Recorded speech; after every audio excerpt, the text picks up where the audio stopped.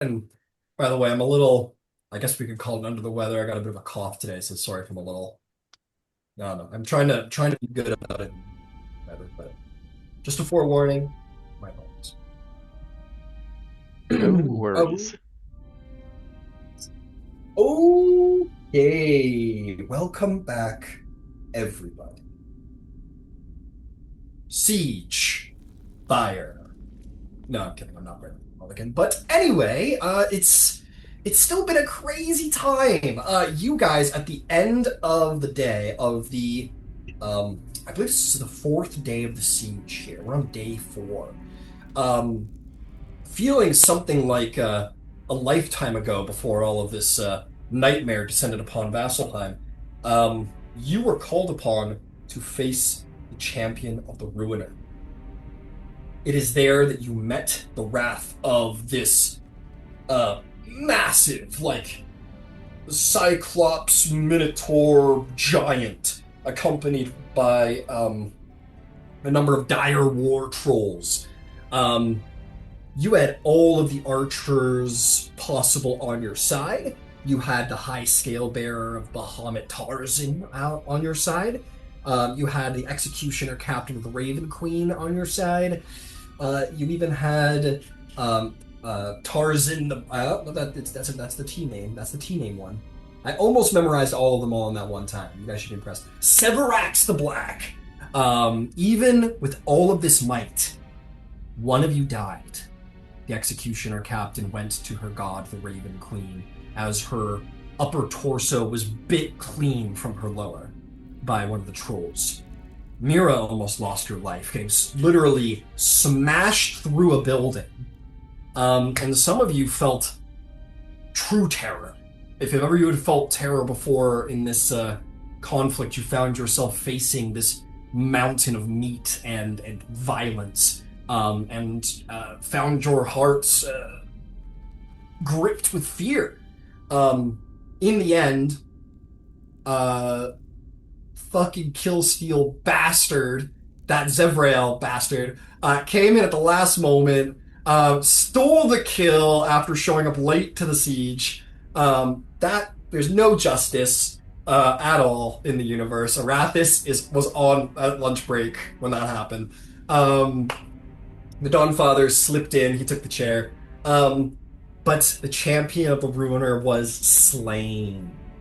Uh, you had stalled this initial attack, which was excellent. Clearly, the brutal strength of these warriors was meant to collapse a large section of the wall, and had they gotten close, there was a great chance they would have succeeded, but you stopped them, which is great news. What is not great news is that it's probably become starkly real for not only perhaps yourselves, but the fellow elite warriors that you've been fighting alongside, Severax especially, realizing that champion to champion, theirs are stronger. I mean, we've got, Yosvarda, champion of the Dawnfather. He's a human! That's a giant! That's not fair! The power scale seems to be a little off. Um, well, we're just gonna have to deal with it. You guys left the siege. You saw that your home has been made a little bit more into a home thanks to some Gambator's like, don't worry, I knew a guy. He took care of it. Yeah, just some mysterious people Gambatar knew came in and out, and reorganized the place. Moderate comforts have been made available to you. It is still not great lifestyle living you got here, but it can be improved. At least you guys have privacy for bathrooms and baths, and you've also got your own little private spaces for rooms, which is much more than most can say, as evident by Severax, who was pleased to have a roof over his head and a chair under his butt as he got some sleep after that huge battle, telling you all he had been sleeping in an alley for the last couple of days. Um, that's most people's situation. um, you all received. You also met Dusk Knight Crom, an orc warrior of the Moonweaver, who was kept in reserve from that battle, but nonetheless, you met him. Worth putting out there. Um, you all then received letters the next day as you all went off to your various duties around the city. Um, You are all to be armed with holy relics of Vasselheim. Those of you present here today, not that Sevriel fucker, he with his cool light sword of heaven.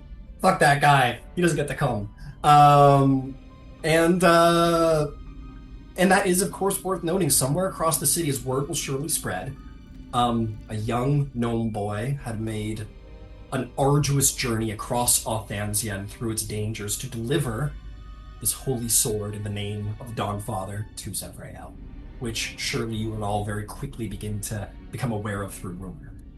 Events like these spread like wildfire in this city. But there's something else that needs to be addressed, which is where we start our session today. Mira, you rise from this ceremony as the High Arbiter and a number of priests have finished their rites. It takes about an hour. The siege is going. We're gonna fast track this ritual. All right, guys. It's like all right, cool. Um, the High Arbiter says, "Rise, Justicar Mira of the Bastion Defenders. I leave it to you to hunt out the corrupt, the witch, and the fiend within the city. Go forth and do unto them the justice they deserve, in the name of Arathis." Until every fiend is gone. Arathis goes, "Fuck yeah," like up in the clouds. You with your black tabard on. I think he's probably going to give you like a mark of your insignia, like an insignia of your status, and I think that's going to come in the form of how best to do this. It's going to be this like it's an armband which you wear like so, and it kind of straps over, and what it has on it is basically one of those um uh, like jousting shields. It's got like one of those shields like right over there, and it has like it's basically got like a livery on it. It's got a coat of arms on it, which is the symbol of Arathis, and then like a number of other symbols on it that basically signify the rank of Justicar, or at least your status and your intentions. So it essentially says, anyone who looks at it says, in the name of Arathis, I have authority to cut your head off, if you be evil. And you make your way out to where you will find your squad waiting for you, you've been put in command of. You are going to see 5 warriors, not all warriors, but nonetheless, a squad of capable-looking folks standing around outside all together. They are all bearing tabards, holy emblems, symbols of Arathis.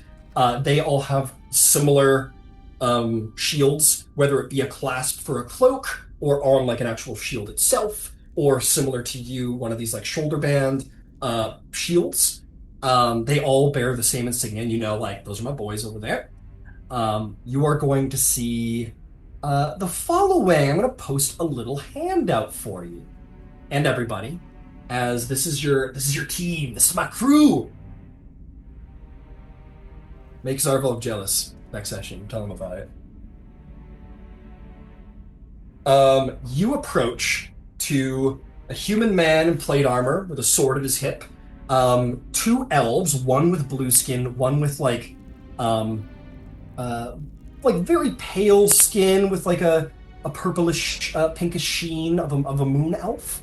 The 2 of them are very similar, probably siblings, both with long white hair. There is a dwarf with a big old beard and a bigger shield and hammer. And lastly is a hooded sort of, that lone wolf character with 2 holy daggers at either hip, cloaked and hooded, half-orc, rather short half-orc woman.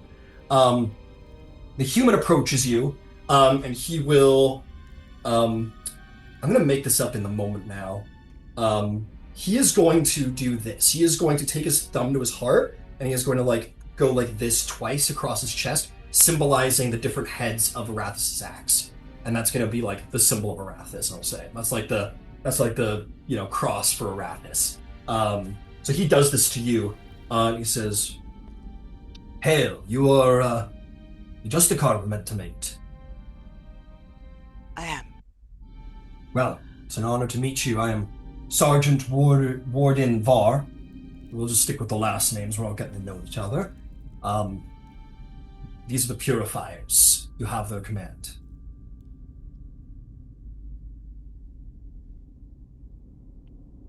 Do you know what we're doing? I'm Mira, and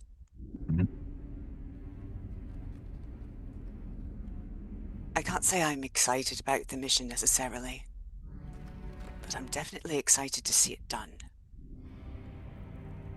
I can respect that. As for the rest of us, you will find that there is great zeal to root out that which corrupts our holy city.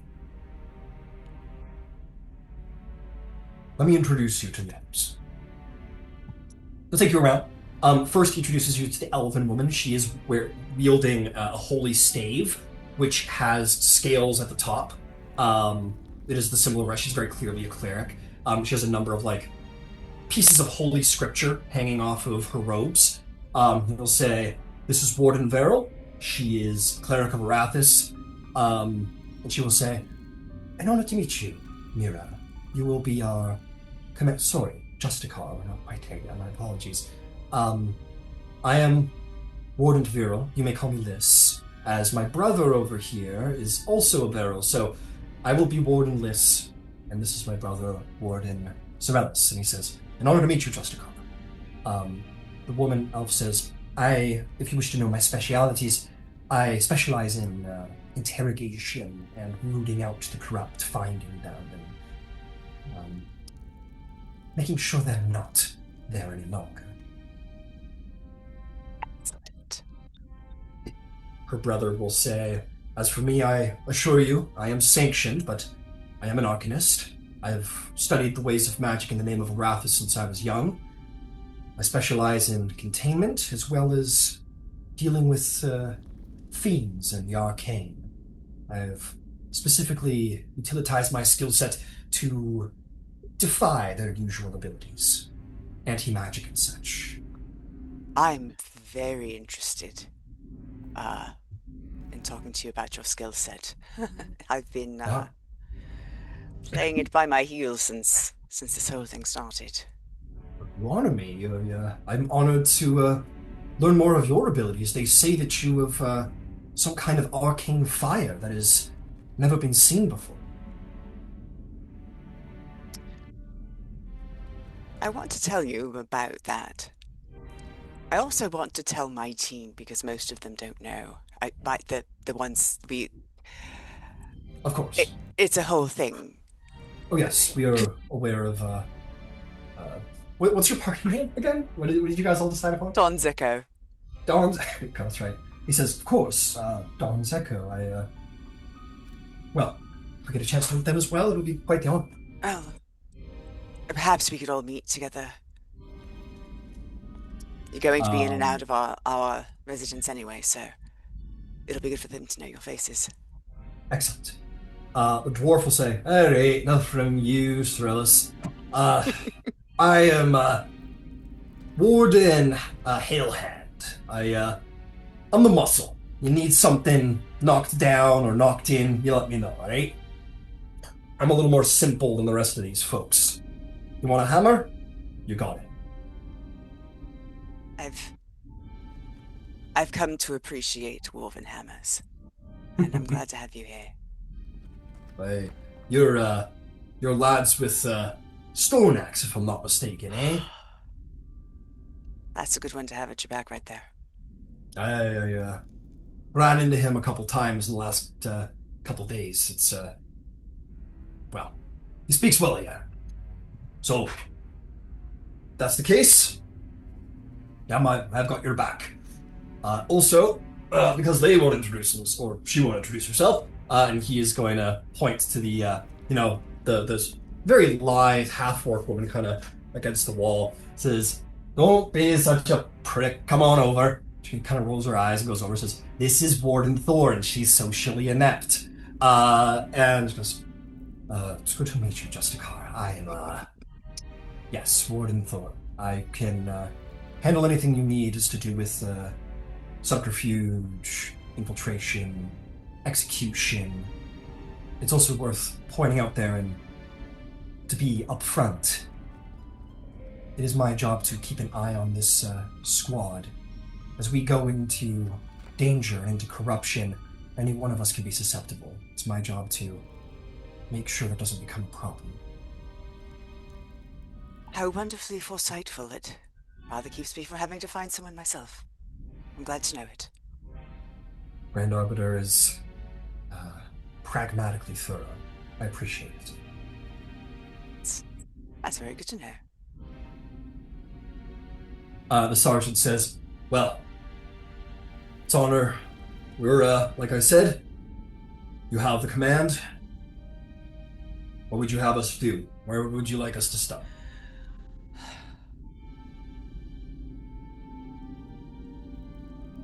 As We could strange as find you it some may, leads, perhaps? as strange as it may seem, if anyone has any acumen with research, I don't know anything about these gods that were fighting demon. I don't fully understand the difference between a demon lord and a betrayer god and a prime deity.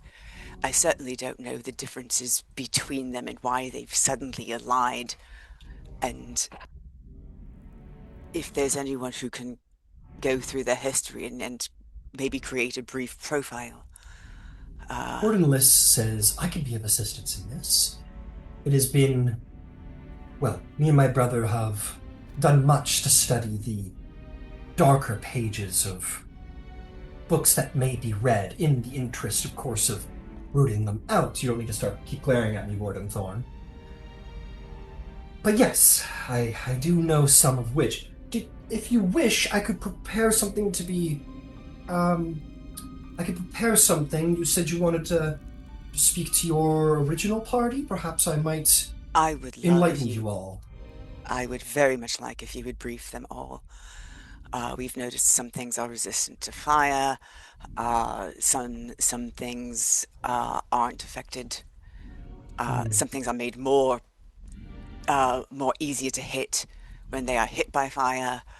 Uh, Knowing how to identify what we're looking at and know the weaknesses would be There's only so many. very helpful. There's only so much lore that I'll be able to share. I would be. I wish I could have more, but well, I could tell you about the betrayers, and I could tell you about what usually served them in general terms. But well, I hope you'll forgive me. Betrayer gods have been locked away and defeated for hundreds and hundreds of years. Fiends have not been seen on the face of Exandria in an age. We're going to have to re-educate ourselves, much like our ancestors once fought. Yeah. Warden Sorellis, her brother, will say, but be assured, we are excited for the challenge. I have intelligence that there is an organization dedicated to these betrayers, to recruiting specifically. Its headquarters are here. They all like laser focus. Like these guys are like bloodhounds. Like immediately, like I've got intelligence about like a recruiting cell within the city. They like all laser in. The sergeant is like, then we should expunge it. Do you have a location? No, that is the first order of business now. I do not want to engage with them. I don't want them to know that we know about them. So the details of our work need to be kept more or less kept close to our chests. Hmm. Sounds like a job for you, Wonderful. The half-orc woman says, if it is your command, Justicar, like you can begin to sniff things out. Recruiting immediately helps. They, there are fiends that, of course, there's a simple spell of the first circle, the protection from uh, good and evil, and when you cast it, fiends are and undead, they are repelled by it. Which I know this to be a thing because it is that spell that got me away from Avalir. The one, uh, the one we turned. The one who told us about this cell. This didn't read on him. He looked like a fiend, but he was not repelled by the same magic. And he seemed Goes, mortal. Warden List says, a fiend that does not register as a fiend, divine senses? The Wraths preserve us. Could they? I don't know. Coupled with humans.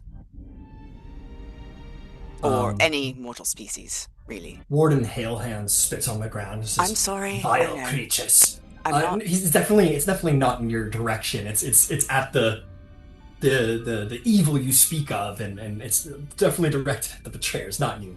But yes, he's like, oh, the vile betrayers. And a little bit more cerebral Warden Sorellis, the Arcanist, says, it would make sense. We don't know much, but there are legends about such inbreeding. A very deceitful creature known as a cambion is the product of a devil and a mortal come together. They belong in neither place, yet have the benefits of both. This could be some kind of new breed, some kind of new strain created. And they would be able to walk onto hallowed ground.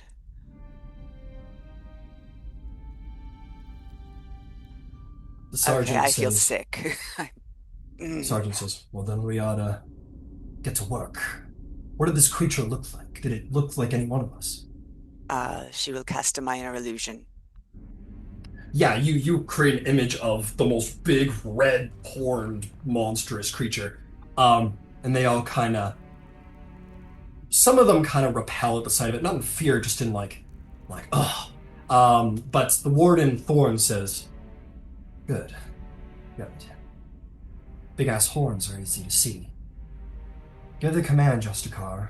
I'll very quietly begin to root them out and bring you what leads I find. Just a scout, nothing more. Be it so. And I'll catch up with all of you later. And she'll make the symbol of Justicar across, or Arathis across her chest, and we'll sort of move off into the city. The sergeant said, as for the rest of us, we will report to your barracks and give the warden Liss a chance to get this dissertation going about the betrayals. We're excited to work with you, Justicar. It'll be good to root out some evil finally. It will be. I'm glad to have you, thank you. The other four, pay you respect. They all make the symbol of Arathis, and they all begin to move in the direction of where your home is. They've probably been briefed as to where your home is. And with that, you're like for a very important date. You got to go pick out some magic items. You guys all find yourselves in the inner city, the innermost district that is not open to the public, not even open to most of you. If you really needed to get in there, there's a good chance you could, but typically it's not a place you wander around. Let's put it that way.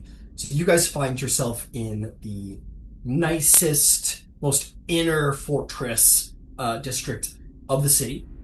And between you, there are two palaces, one you've been in and one you have not. Let's see here.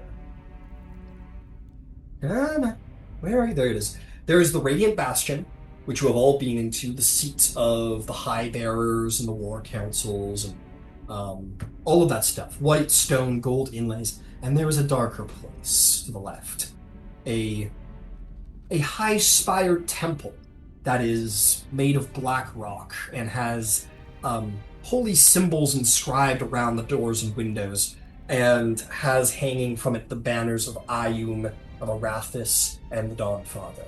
Black stones, any windows are barred and guarded. This is definitely gives more of like a prison of sorts. And as you guys are waiting outside, you are joined by Mira, who is running a little behind schedule, but only by a couple minutes. You all meet outside the door.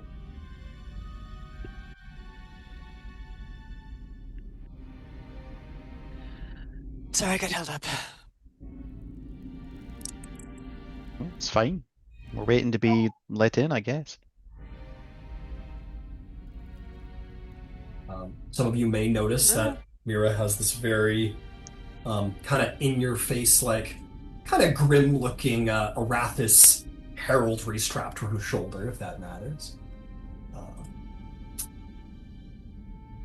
And yeah, as you guys are hanging out there, the doors will open, and you're going to see a number of individuals come out. They are clad in like black studded leather. Um, Studs would be the wrong word. It's really very nicely made leather armor where like each like layer of leather padding is um I guess framed with like metal as like to further protect. So very nice quality armor. What's also important to detail is that they have tons of eye symbols. In fact, they all have an eye on either shoulder and an eye in the center of their chest. Um, they do have like a rather bigger sword across their back, like maybe, oh, you know what? Yeah, they'll have like these like long swords, great swords across their backs, and then like under their cloaks, you can see they're equipped with like a number of throwing daggers and like you know these guys are pretty intense looking fellows with their hoods and everything. So about four of them come out. They do not address you. They simply sort of look you all over. There's like this weird moment where they just like spend maybe like 20 to 30 seconds just like looking over you all. You like even if you're like, hey, how's it going? They're like, they don't say shit. They just look you over. They eventually all look at each other. They all specifically pick each other out and nod. Um, and then coming through the door, you are going to see an owlin. You are going to see this rather tall owlin, face much like a barn owl, and endowed in cobalt blue robes that are covered in intricate star patterns and like curling like planetary symbols. Like basically, their long blue robe is almost like an orrery unto itself, like a map of the stars. And they're also endowed with a number of like brass and gold emblems.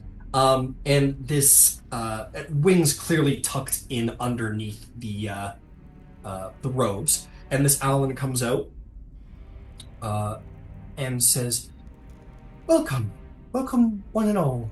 I am the High Oracle Julii.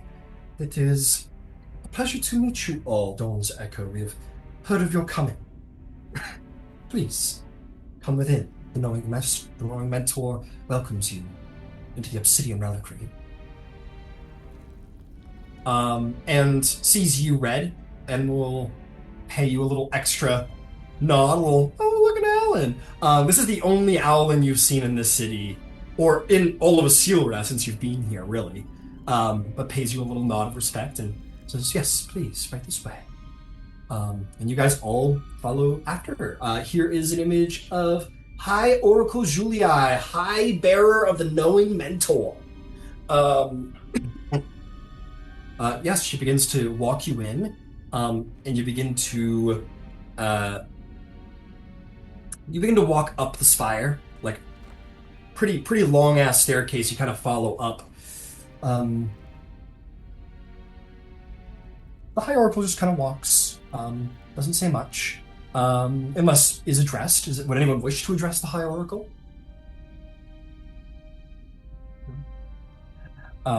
Then you just wander. You make your way up to a couple floors up. You guys have been walking enough that there's not going to be any like quad burn or nothing going on. You guys have faced the outdoors of Asira. You guys are pretty well traveled at this point, but nonetheless, lots of stairs. You're several hundred feet in the air if you were to like jump out a window. Like you're pretty high up there. This might be the tallest building some of you have been in, save of course my Avalir people.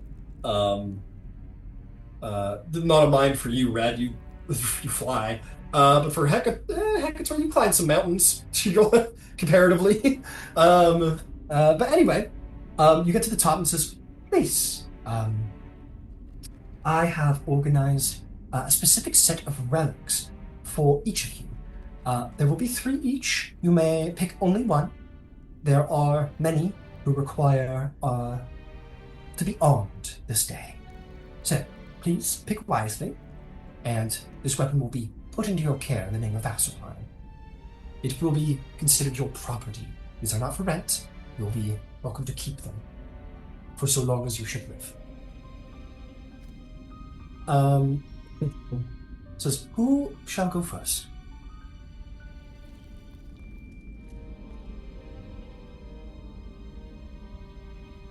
"Perhaps you." Looks over at you, Red. Says, "Perhaps you might go first." Okay. Um, Please sit, enjoy refreshments. We will be with you all momentarily. Be assured that this will take time and care. This is religious in its own way, and so we will treat it with deference. Redmond is brought in to a private chamber, the High Oracle. There's a number of servants and priests within. There's a number of chests and boxes stacked around this room, and there is a altar to the knowing mentor at the end of the room that has this very beautiful round face. It's got eyes and one eye in the center of the head. For those of you who know Exandria well, this is not the symbol of the knowing mentor that you would know from modern Exandria. In fact, it's kind of upside down. It's entirely possible that at some point the followers of the knowing mentor have made a mistake about how the symbol of the knowing mentor is meant to be represented.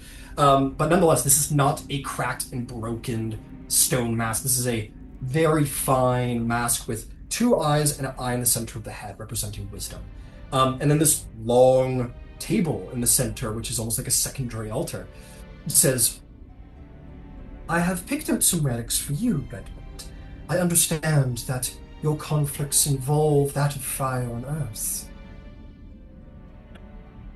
That's true.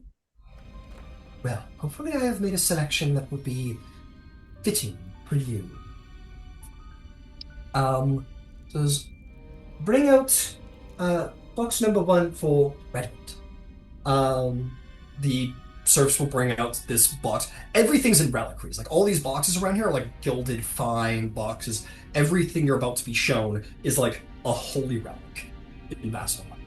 A number of them are brought out. The first one for you is going to be this small box is put on the table. The priest makes the symbol of the knowing mentor, touches the middle of the head and prays to it, opens the box, and inside you are going to see this amulet. Just want to get a good description for you. Oh, come on now. Work with me, you bastard. There we go. Sorry. Jesus. Okay, apparently fucking doesn't like me. Sorry, hang on.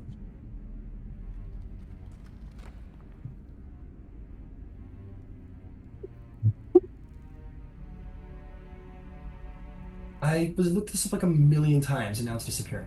Isn't that great? Isn't that lovely? What happens? I apologize. We'll move on to another. That one didn't come out. Don't worry about that one. I'm working on it, okay? What you actually see in the box, this one's a little bit bigger, this first box that's brought out, and it takes two people to lift it, but it's a small box. It's yay big, but it has hooks on the side to larger handles, and it takes two serfs double-handedly. And they hoist it up, but it's a small box. You're what the fuck is in there? They again makes various prayers and whatnot, and open up the box, and it's going to be a small, intricately well-carved stone. It is engraved in these ancient runes, the likes of which you have never seen before. They're primal and almost alien-looking. It says, This is one of our more ancient relics. In fact, dating all the way back to the Schism, this relic is. This is the runestone of the Wild Titan. Now, it may appear small, but it weighs a great deal to hold. Only the strongest may bear it. And with it, you will gain certain powers over Earth. You'll be able to throw the stone. It will move quite far upon your will and smash upon the bones of your enemies and return to your hand. It will make it easier for you to preserve yourself in situations that require the body, strength, constitution, giving you advantage on saving throws. Um, and all kinds of other good shit. So that's the first one. Fuck, I wish I didn't start with you. D&D Beyond is like fucking me right now. It's being so mean. My apologies. I am trying to get your items out. I'm sorry, guys.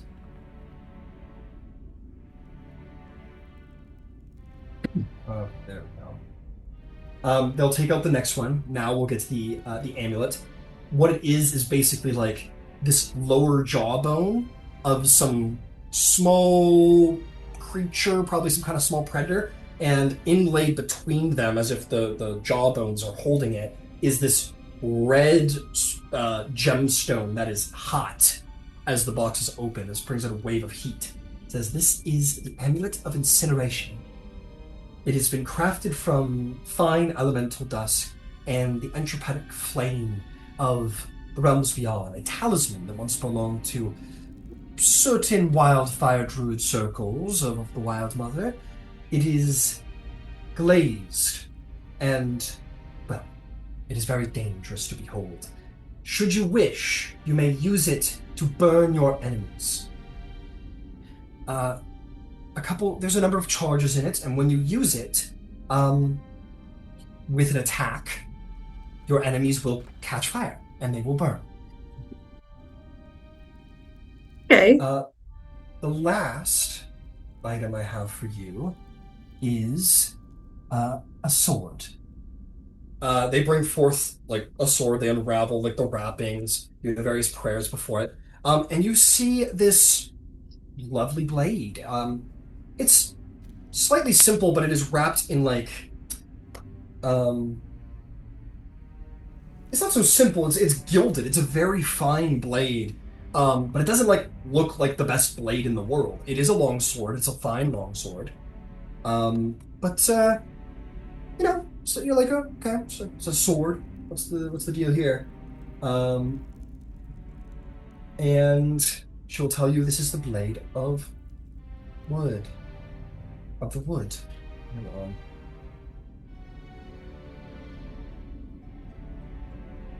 Oh my god, I am so sorry. I'm getting knocked over by D&D Beyond today.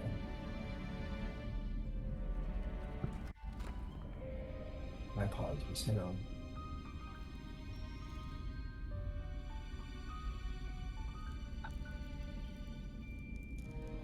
Alright, here we go. My apologies. Okay. This is a +1 damage and attack roll weapon. It has 2 charges, and when you speak the command word, it will cast a spike growth spell, which will make it very hard for your enemies to be able to pass through, and they will be damaged. These are the 3 relics I put before you. One of earth, one of stone, and one of the woods. Which one is the one you should wield?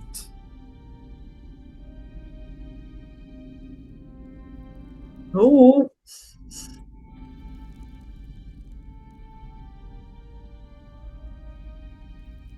Man, I apologize for my tardiness there.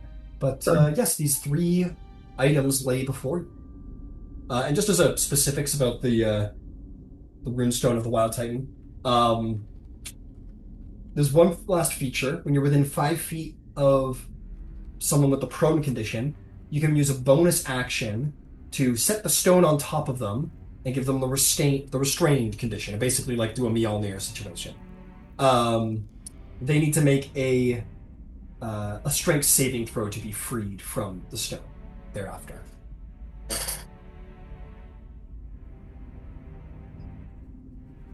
these are very tempting. Hmm. What is your decision? I think I think I like the amulet. The amulets. Why the amulets? Something something's been intriguing me recently about fire, its power. Fire is a very useful tool to many of the Wild Mother's faith. It is a powerful weapon to burn away corruption, to burn away what has tainted a wood, and from it, new growth may come. But be wary. Wild fire can be a very difficult thing to control if you let it go too far. Hmm. The Amulet of Incineration is yours. I need to edit the Amulet of Incineration a little bit to be more fitting for you. Currently, it deals all this fire damage on a spell slot, but for you, it will. There will be a number of charges you can use to deal this damage when you make a weapon attack. So I'm gonna Cool. modify it slightly for you. But for the time being, you take this amulet, put it around your neck, and you might take it to attune with it. Leaving, the High Oracle returns. You are all being guarded by those 4 warriors, by the way. They just stand solemnly and kind of. I don't know if they're watching you from under their hoods, but you can't help but feel like they are. Red returns with this kind of primal, like bone and crystal amulet around their neck. And the High Oracle will say, "And thus it is. Redman has chosen the path of fire. Who will go next?"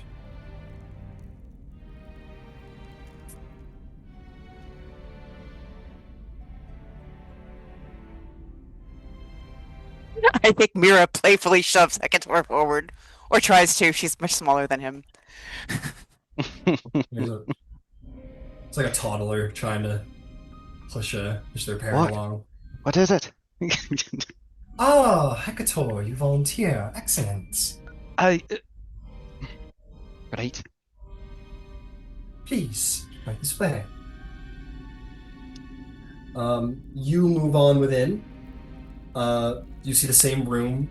Them exchanging reliquary boxes. It says, "Oh, Hecator, I have foreseen that you will be somewhat predictable in your choosing, but that is not necessarily a bad thing.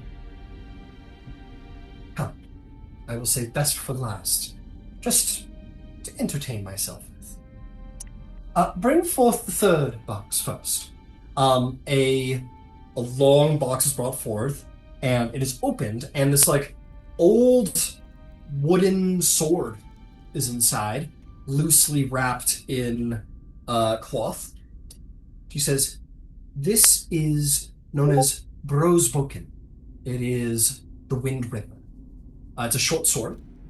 It says, "This was discovered in a community of mountain-dwelling individuals a long time ago. They used to use these to fend off enemies.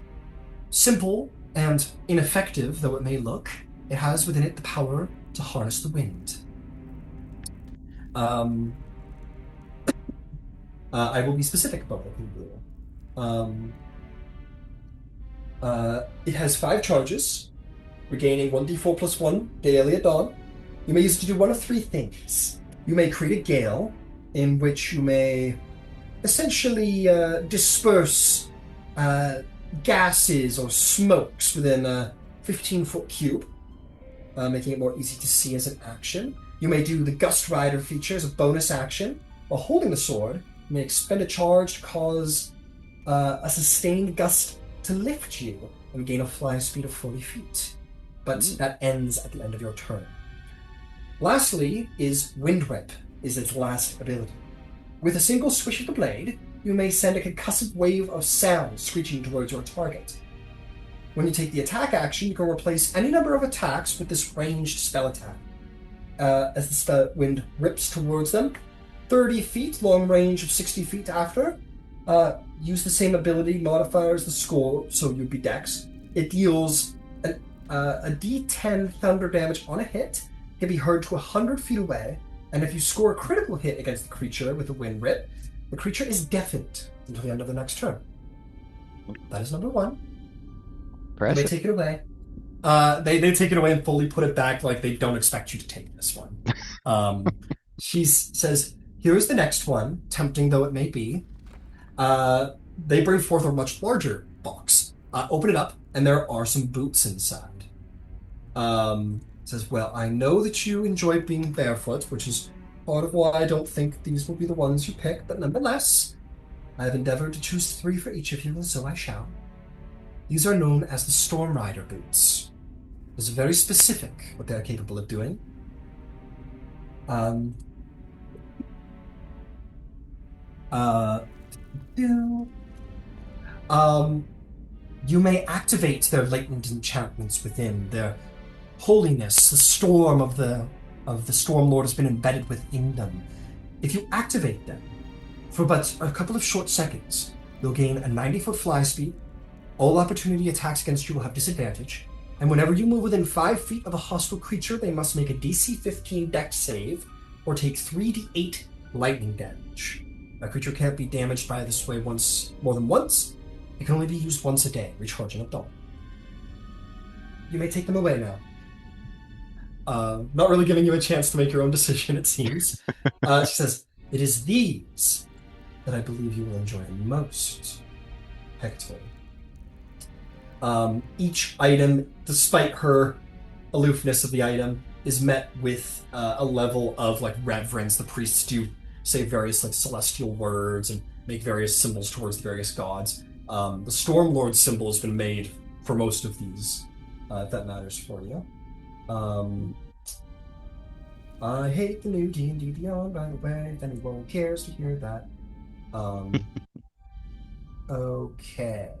The last item. Here we are. A box not too dissimilar in size to the boots. Opens them up. You are going to see within these, like, leather bracers. They're open, but they're like half open. You see that they are hinged upon 5 bronze rings. And it's like you would put them on, and then the whole thing clasps over and clicks into place, and then you've got them on. They do sort of like have a pad that comes over your hand, laces through your fingers to hold them up on your hands. As they open up, you kind of get the smell of like ozone kind of coming from the box. She says, "These are the Stormcatcher's rings. It is attunement only to one who could be considered a monk, such as yourself. Each of these rings holds within them a small charge, which are further enhanced when you strike an enemy. Each time you successfully strike an enemy, one of the rings will charge. And when they are charged, you will deal an extra 1d8 lightning damage when you expend one of your charges. If you are to accumulate 5 charges, you may then take all of the power that you have stored up within your bracers, put it together, and send a bolt of lightning across the battlefield. Thus, the lightning bolts fell. Additionally, if you are to use your deflect attacks feature, and you take any lightning damage from that, that would be considered a charge, and you reduce some of the damage, a d8 plus 4. Additionally, you may use the deflect attack feature against any instance of lightning damage. So if a spellcaster were to cast a lightning bolt at you, hypothetically, you could attempt to redirect it. She offers them to you as if it's not even a choice. Just quietly take them. Thank you. She lets out like a hoot kind of chuckle. You get the sense she's not the High Oracle for nothing. Yeah. But you exit the room with the High Oracle, who's maybe got like a hand on your back and just like a laugh, and she says, and so it is done. Hector has chose the path of the Stormcatcher. Who shall be next, then? Ah, Mira, you were so kind to volunteer your friend. Perhaps you should go next. I was I would just gonna love say to. she was entirely gonna get a hip check after volunteering at guitar. I will I say would. that there's a bit of a timing thing where Gambitar, like, the instinct comes over to do that, and like, at the exact moment that instinct comes over you, that's when she's like, "Ah, Mira." The timing is like very conspicuous, as if she had like seen that happen already. Incredible. Says, please, right this way. Uh, for you, I have received specific recommendations from the High Arbiter himself.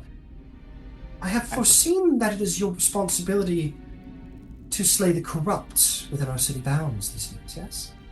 Yes. Well, then you will be needing the very best. She is going to put forth two boxes, two reliquaries. Long, thin, not too long, like small but like long, thin boxes. And the last one is a little more flat. The first one she opens, inside you see a wand. It is a wand that is just like a single length of solid chain that ends in a skull. She says, "This is the wand of binding. From it, you may cast the whole person and the whole monster spell. There's a number of charges you may utilize that may be very well helpful in the catching of, well, runners." She opens the next box. A little bit longer. You're going to see this rod with, it's got symbols of the knowing mentor on it, in fact, like the various eyes across it. She says, "This is otherwise known as the rod of alertness. When hunting the profane, it helps to be able to see a little bit more clearly what you're dealing with. This one will allow you to cast a number of detection, divination-based spells, such as detect magic and so forth. They will allow you to, well, be more alert, be able to foresee what the truth of creatures are." I'm going to give you the specifics there, so I'm not, no. Gives you advantage on perception checks and initiative rolls. While holding the rod, you can cast Detect Evil and Good, Detect Magic, Detect Poison and Disease, or See Invisibility. And lastly, there's a Protective Aura. As a magic action, you can plant the haft end of the rod into the ground, whereupon the rod's head sheds bright light, 60-foot radius, 60 feet dim light. When in that bright light, you and your allies gain a +1 bonus to armor class and saving throws, and can sense the location of any invisible creature also in the bright light. The rod stops glowing, and the effect ends after 10 minutes, or when a magic action is used to pull it from the ground. You may use that property again on the next dawn. So I'm going to say it's actually a little bit longer. Like, it's a rod, but it's like a scepter almost. It's larger, definitely more like a symbol of authority, if you will. He says, and lastly, a little bit more on the nose and a little bit more ancient. She'll open up the larger, flatter box, and inside, I'll tell you what, I am going to just tell you, I'm not going to describe it, I'm just going to tell you what it is. Just, this is the mantle of the witch hunter. At the very least, it is either like a cloak or a cape or a coat of some kind, of dark color. It says, while wearing it, you'll gain a +1 bonus to armor class. You'll gain 2 features, the first of which is Rebuke the Heretic. While wearing it, you may use your reaction to give yourself advantage on a saving throw against a spell. You may use this once a day. The second one is the feature Judgment. You can end the features at any time, and you can only use once per short rest. But before then, you may use Judgment in one of 2 ways. You may condemn the wicked, in which you mark a target, and they cannot benefit from illusion magic until the end of their next turn. Additionally, you'll gain a d6 radiant damage on the target whenever you hit it with an attack roll. And if you deal radiant damage, that extra damage becomes 2d6 radiant. However, there is a cost. If the target has not dealt damage that round of combat, you will take a d8 psychic damage. Lastly, you may use Judgment to do Mercy of the Lost in exchange and condemn the wicked. Mercy of the Lost casts protection from evil of good upon the individual you're casting it on, giving them a chance to resist evil, perhaps even cast out things which are infesting their soul. You and your allies will also have advantage on any checks to interrogate the target for 10 minutes. However, if you use the Mercy to the Lost feature on someone who is a fiend or is of evil, you will take 3d8 psychic damage. These are the 3 items I present to you. Which one will help you best in your quest for justice and purity within our city? It is between the alertness and the mantle. Very well. Both very good. One is more for detection, the other is certainly for judgment's sake.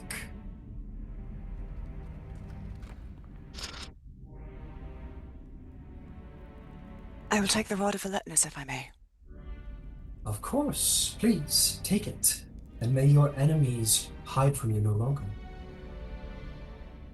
You leave the room with this, again, it's like a rod, like it's like it's not a staff, it's not a magical staff, but there is like a presence to it. It is a scepter, there is a significance to wielding it. It doesn't touch the ground, it's not that long. I would say it's probably like 2.5 feet long. It's definitely not something subtle. Perhaps by purposefully. You walk out, and the High Bearer will say, Lumira has chosen the path of watchfulness. Enemies and your enemies, perhaps, will hide no longer. Who would like to go next? Oh, Ganbatar, of course. Ah, so kind of you to point it out. Yes, I think that is a great option. If you'd be right this way, Honor Guardsman. Indeed. Making your way in, you are going to be presented with some items. She says, well, I think I know exactly what I'm going to do with you. It is going to be, it's going to be a good time.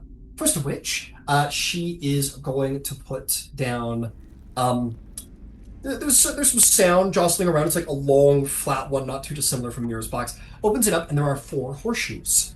She says, these are admittedly not the most powerful enchantments present in Vasselheim, but simple but potent. These are the horseshoes of speed. Should you place them upon your steed, they will gain an extra 30 feet of speed. They will be as swift as the wind upon your steed's back. She is going to then present you the Storm Rider boots, which were previously explained. Should you wish, a quick way to dismount, and being able to fly through your enemies, casting some damage upon them. Another mode of speed, should you need a quick burst of it. And the last one is going to come in a box which I'm sure you would very quickly identify as like an ornate box meant for carrying a short bow. They open it up with great reverence, symbols for the Storm Lord made, and you are going to be presented with this lovely bow that doesn't want to show up for me again. Hang on, have a moment. We'll have your bow out for you momentarily.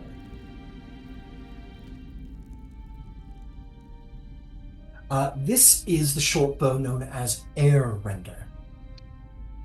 When you make a ranged attack with this bow, you can choose instead to fire a mote of wind from your bow.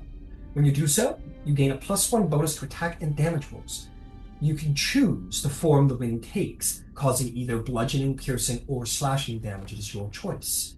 When you roll a natural 20 on an attack roll made with this weapon, the target will also suffer from one of 3 effects of your choice. The first of which is a bludgeoning gust. If the wind deals bludgeoning damage, the target must succeed a DC 15 strength saving throw or be knocked prone or pushed 15 feet away from you. If the target is huge or larger, it automatically succeeds on the saving throw. You may do piercing wind. If you deal piercing damage, you can immediately take another attack with the same motive win against a different creature within 15 feet of the original target, dealing piercing damage. The last is the Slashing Tornado. If the mote of wind deals slashing damage, each other creature within 5 feet of the original must succeed a DC 15 dexterity saving throw or take 2d6 slashing damage.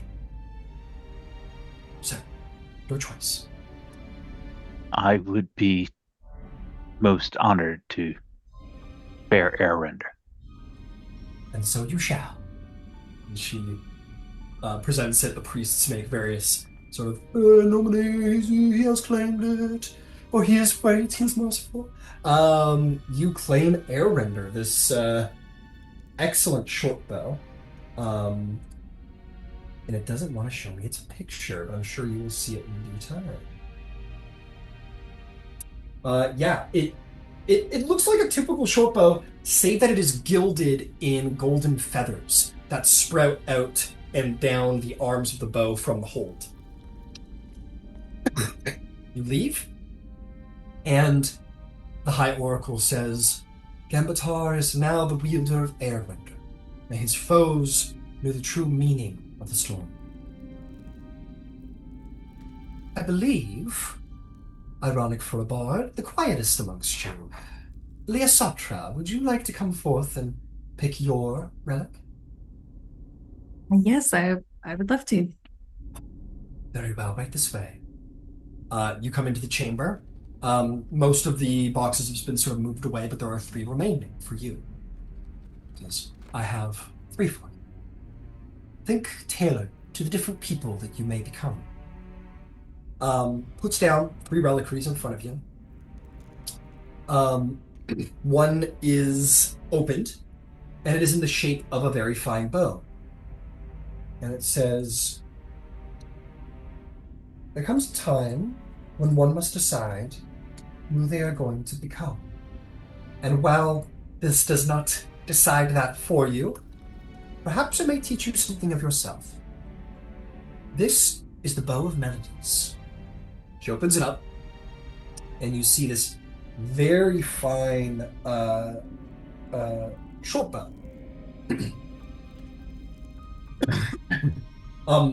It is beautiful, and it's got like a dark wood that is like beautifully polished and sheen. It comes all the way down. It has at the end of it a notch where arrows may certainly be placed, but it also has like a second set of notches where a number of strings come down, much like a harp or a lyre. She says, this bow has multiple strings, and it may be used like a lyre or a small harp as well as a bow. By strumming the strings while setting an arrow on your bow, you may imbue your arrows with magic. You may perform one of the following melodies when you use the bow to make a ranged weapon attack. You must choose to do so before you make the attack roll, however, and you can play only 1 melody per attack. The first of which is the Melody of Precision. If you're proficient with performance, as I expect you probably are, you'll gain a +1 bonus to the attack roll. However, if you have expertise in performance, you'll gain a +2 bonus instead. Lastly, the Melody of Reverberation. The melody you strum echoes loudly, and on a hit, the target takes extra thunder damage equal to your charisma modifier. She puts it down. Says, perhaps if you decide to become a warrior, someone who fights as well as sings, a warrior skald, if you will, as the Stormlord's followers might say, perhaps this may serve you, as it has served many elven warriors in the past. Speaking of elven warriors, perhaps protection is what you need. She'll open up the next one, and you are going to see this beautiful, clearly elven-crafted, ornate chain shirt. Not terribly different from Frodo's mithril armor, or I guess Bilbo's mithril armor. It's not made of mithril, but it's very light, very beautiful. It's set with various like green gemstones, symbols of the moon. This has clearly been made by the elves. It says, you may have seen such a thing on Avalir, but it is not the magocracy that creates these. It is the elves. I understand that you are growing closer to your heritage. Perhaps you may wish to armor yourself as your ancestors once did. This is an elven chain shirt. Should you wear it, you are proficient in it. You will additionally gain a +1 bonus to AC. So, armor that you can be sure will protect you in the days to come.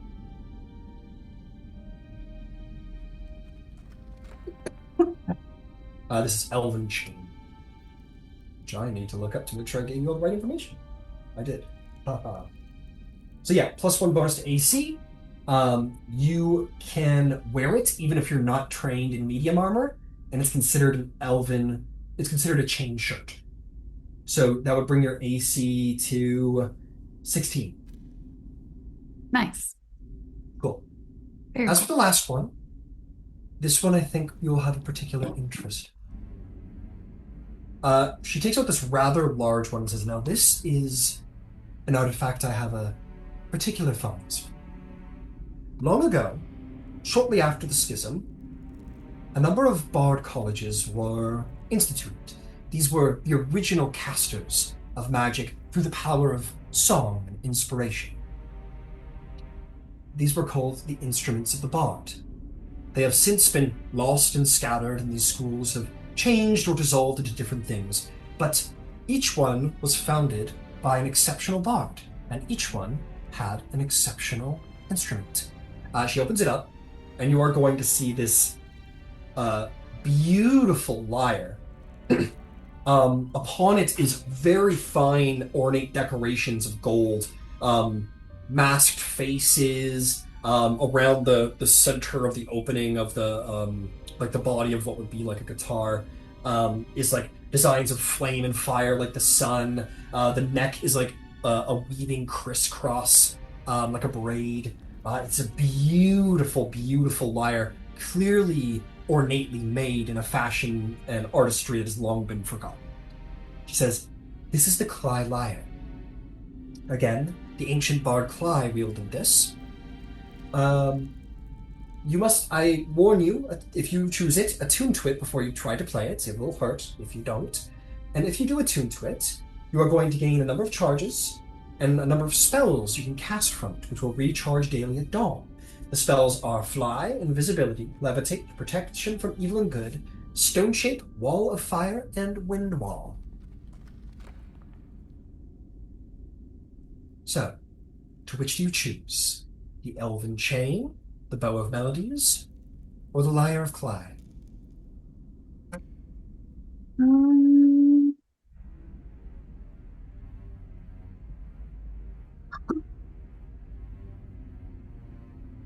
it's got to be the Cly lyre.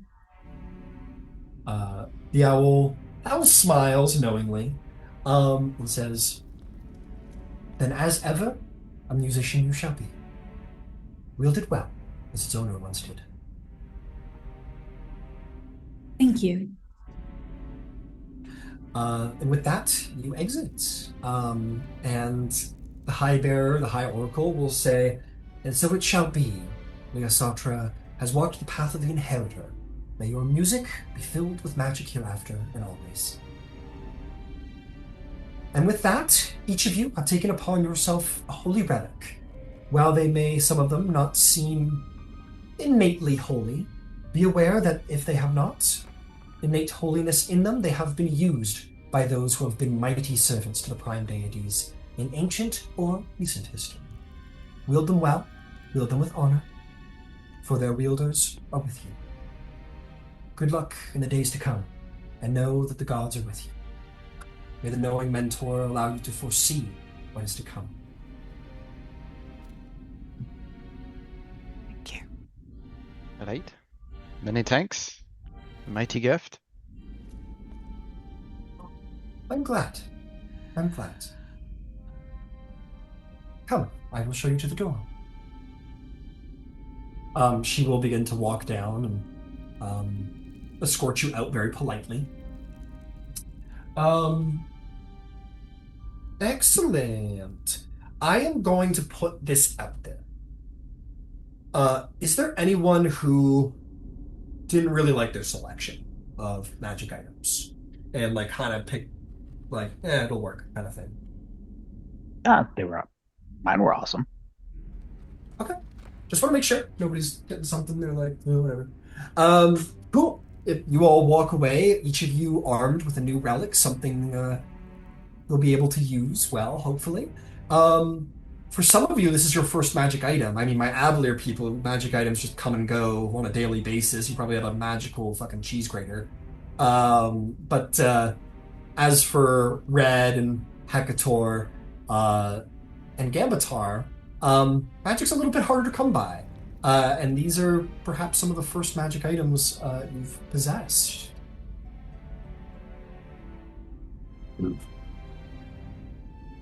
Yeah, I think with that, Hecator is probably looking at uh, Mira and Leah just holding up these gauntlets like, how do I get them to work? Hmm. Well, when I attune to an item, I just kind of hang out with it for a little while and let it, I don't know, I meditate on it and it kind of speaks to you in a way. The magic speaks to you, that is. Meditate on it. Right? Shite. Um, Incredible. You make your way to the door at this point, and the High Oracle Julii will say, "Good luck, fight well, and take heart. This will all be over one day." Cool. And if that's all, that's all. The doors to this place close ominously. The darker warriors, stay with the High Oracle. And in she stays, and all of you have been armed a little bit better. Um, as a fun little role play thing, I think that's a great idea from you guys. Um, you guys all have magical items to attune to. I want to hear about what attuning to an item is like for each of you, like what you do. Some of you might meditate, some of you might jump around like you're Clint Eastwood or something. Um, what does that look like? Red, I'm gonna pick on you. Red, you start us off. What is you've got this amulet? What does it tuning to it look like for you? Well, it's a jaw, so that's kind of freaky. Um, Yep. no, I think for them, yeah, like it's definitely different for sure. But I think it goes hand in hand with the inner fire, right? That they've been feeling, which they still can't exactly put their finger on or their wing on, talent on. And so I think that they would be trying to connect between like the inner fire and now this outer fire. And like the lessons that they've learned recently, like over the past couple days, when it comes to like tapping into those things. I mean, not fire specifically, but like when you reference like the metaphorical inner fire, right? And like where that rage comes from. And so I think they would be thinking about that. And that's how they would attune to their new amulet. Incredible. Uh, Amazing. You do so, you attune to it, and as you feel the full attunement, you kind of feel like that fire kind of wrap around your heart, in that place where your rage settles like a sleeping bear ready to emerge at any point, like a volcano primed to erupt. Incredible. Gambatar, how about you, my friend? How do you attune to your bow? Uh, well, I'm gonna go back to the homestead or the campstead, Yeah. wherever.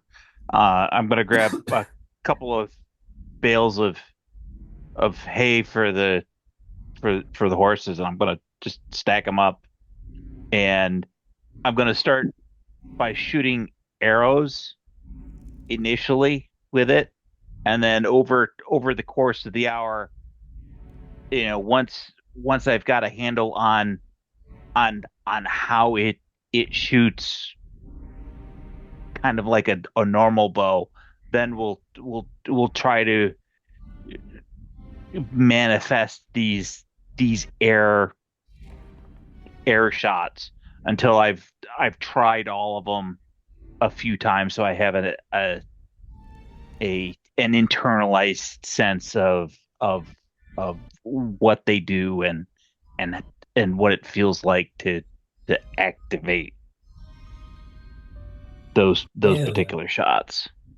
Yeah, and you feel the more you use it, and as the time goes on, and you're getting used to it, you do feel sort of like the wind around you kind of like pushes and pulls with the pulling back and loosing of your own bows as if the wind around you is getting used to the bow itself until you finally attune to it, and all at once you pull back just the string, and a arrow made of wind appears upon it, which you can then loose, and it becomes maybe a bludgeoning force or a piercing shiv of air or perhaps a cyclone of slashing energy. Incredible. Um, how about you, Leah? How do you attune your lyre? I bet I can take a wild guess What's that? and play it.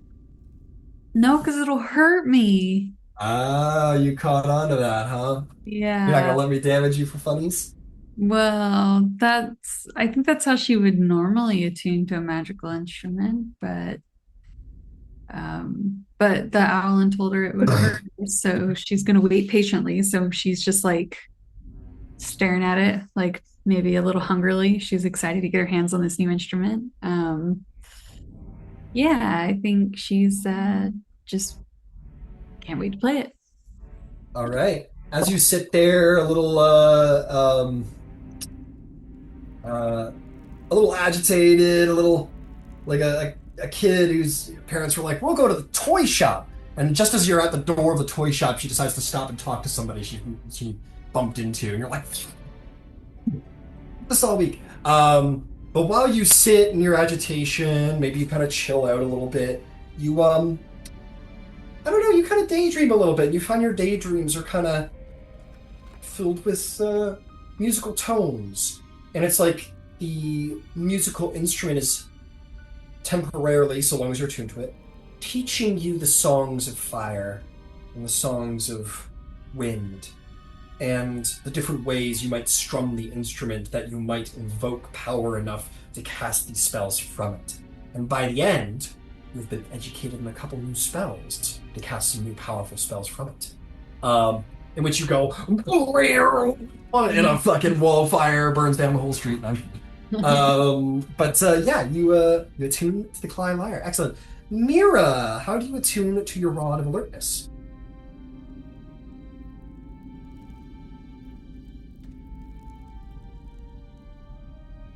I was thinking about that. Um,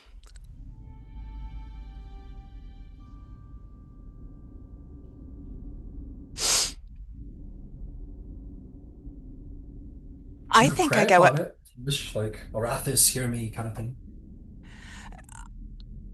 I think she goes up to the wall. Okay.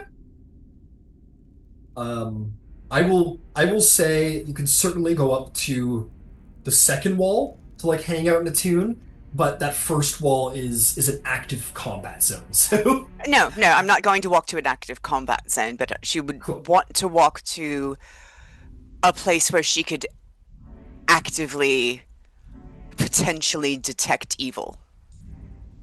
Excellent. You go up, look upon the city, look down on it, and know that for all its holiness and all its relative peacefulness, you can tell from these city walls, you know that somewhere in there, in the shadows, in the alleys, maybe even the homes, maybe even in the spirits of those who would call themselves faithful, there are enemies lurking. And now you have the means to find them. And you allow your contempt and your hatred for these evil things that mean to twist the innocent. You let that build inside you like a shield, and that through that shield, you're attuned to the power of the rod. Excellent. Um, excellent, excellent, excellent. Um, well, not technically last. Hecator. How do you attune to your gauntlets or your rings? I guess we'll call them. Yeah. Yeah, I think leaving this high palace and everything, he's probably making his way through the city. If he can, he'll look over to the Temple of the Wild Mother and see hopefully Kirei flying in the sky, Yeah. and then go and just think to himself, it's like wielded by the holy. Mm. And he'll make his way to the Stormlord's temple. All right. You see all of this, you make your way over, you find this uh like great warrior feast hall with spires like spears jutting up towards the sky. Enter in, the sky is open. And you see warriors here and there and about preparing for battle. Yeah, I think he'll go in and not quite meditate, but kind of do the thing in martial arts, like the kata, like kind of moving through the movements and trying to just feel the hits and imagine, what that would feel like, and maybe even try to find someone to spar with a little bit. Uh Quite perfectly. Um I've got as a fun little like side culture of the Stormlord. Um, Warrior monks are probably pretty new to them. I think the Stormlord doesn't have a ton of monks in this point in time. Not usually a discipline associated with the Stormlord at this point in time. So as they see you kind of doing your Tai Chi thing, typically some of these like, big shouldered warrior. Well, I mean, you're big shouldered, but you know what I mean. These like proper warriors are like, what's he doing, Mom? You're getting some eyes and whatever. And maybe you walk up to one and very kindly are like, well, perhaps we should spar, sir. And spar you do, and you put fella on his ass a couple times and earn some respect around here. He'll Um, he'll every time offer a hand down. Come on, we're not done. Lift him up. yeah, you lift him up. He kind of always looks like, at least on the first one, he's like shocked, and then it's that moment of like, you're gonna punch me? And then it turns into, all right, try that again. All right. And he like stands back and you put him on his ass again, fucking Bruce Lee shit.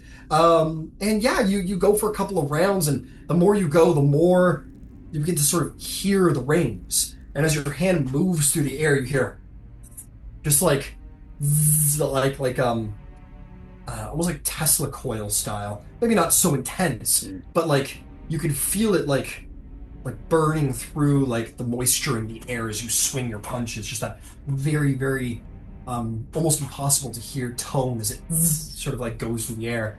And finally, you attune to it as you feel them clasp and like lock onto your arms, sort of fitting the size of your forearms better, and you feel them sort of vibrating against your skin, ready to be charged with the power of light. Sick. And last but not least, somewhere far in the city uninvolved, a paladin claims his sword from another life.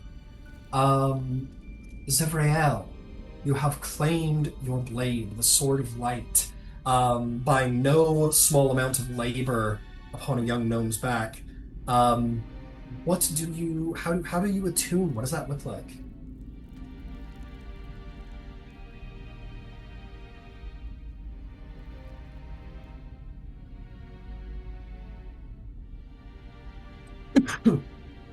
Well,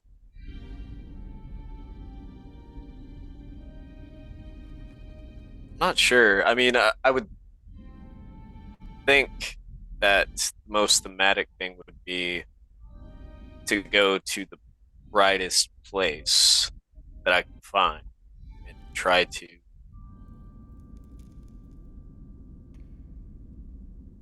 sort of connect the light within my body to the light imbued in the sword. As I had very briefly explained last session, what's new about today is that the sky is coated over. The sun is gone behind it, and the world is a colder place than it was before. The ash that was kicked up from the destruction of some of your continents has enraptured the world in ash.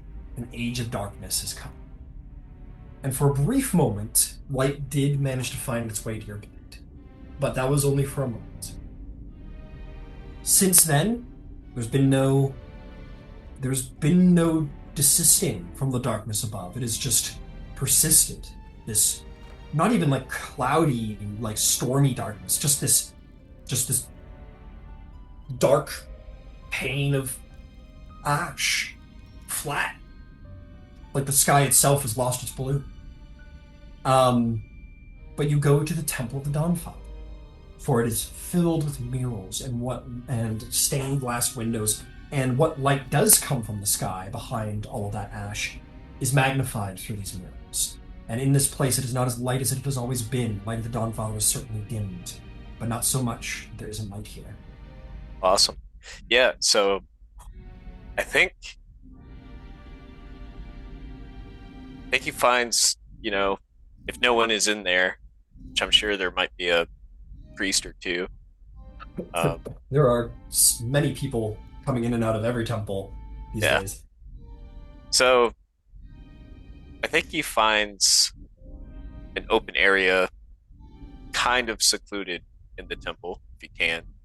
Yep. Absolutely. And I think he just places the sword on the ground. He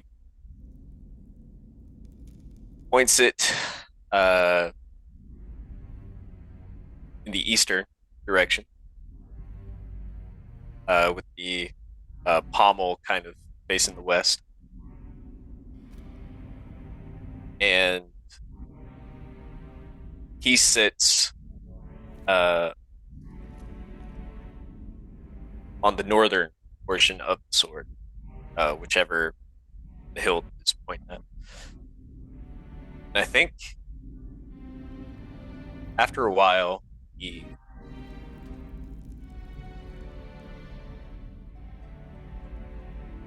thinks about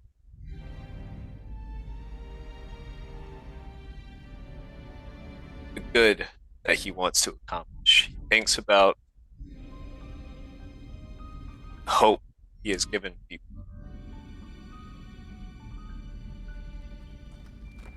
He thinks about blinding light, of which this sword must have been created from. Divine aura that it emits. Heaven. And I think as his feelings start to meld with the purpose of the blade, that alignment sort of coalesces into physical light, like tendrils almost, that leap slowly from him and leap from the sword until they come together, sort of intertwine, until he finally feels that connection that he may have lost. Then he grabs the hilt of the sword, knowing that him and the sword are. This light, these beams of light pour into you and the blade, joining you together. And as you attune to the blade, forming first out of pure sunlight and then amalgamating into the whiteness of wings, the white feathers, you are attuned. And as you are now attuned to this item and it is one with you yet again, you know it better than you know yourself. Your grip on the hand, you know in your soul that you have wielded this weapon for millennia. You know in your soul, it is instinct. It is like a part of your arm. It is something that is being with you as much as your left arm has been. And you know these things that are described within it, that this was made from a beam of light from the home plane of the Dawnfather, from Elysium, the place where the most innocent of souls dwell, where the most valiant and light souls dwell. Um, there is no purer light than the light of heaven, and that is what you wield now. Those who came in uh, certainly regard this little ritual of yours with reverence.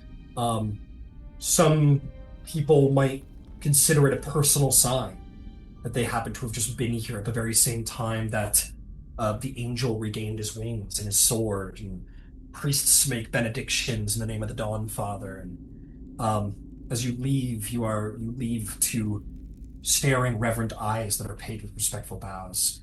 And as you think about what you want to accomplish in the world, you became Paladin of Glory. You wish to inspire the masses with your own heroics.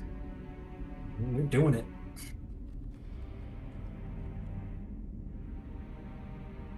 Um, Last session when they hauled off the boy, um, that brought me the sword. Before I had my thunder into the sky, I wanted to obviously tell them that he needs food and water and rest. I would also have told them to send for me as soon as he awakes. Understood. And so they shall. Um, you all sleep. It's about a long day. Oh, I apologize. Today was day 5. Yeah, you guys did the fight. You got your long rest, and now you got your items. So you've gotten further responsibilities. So no, it's the day is not quite over just yet. But fear not if you've already clicked the button. I'm just wrapping some stuff up here.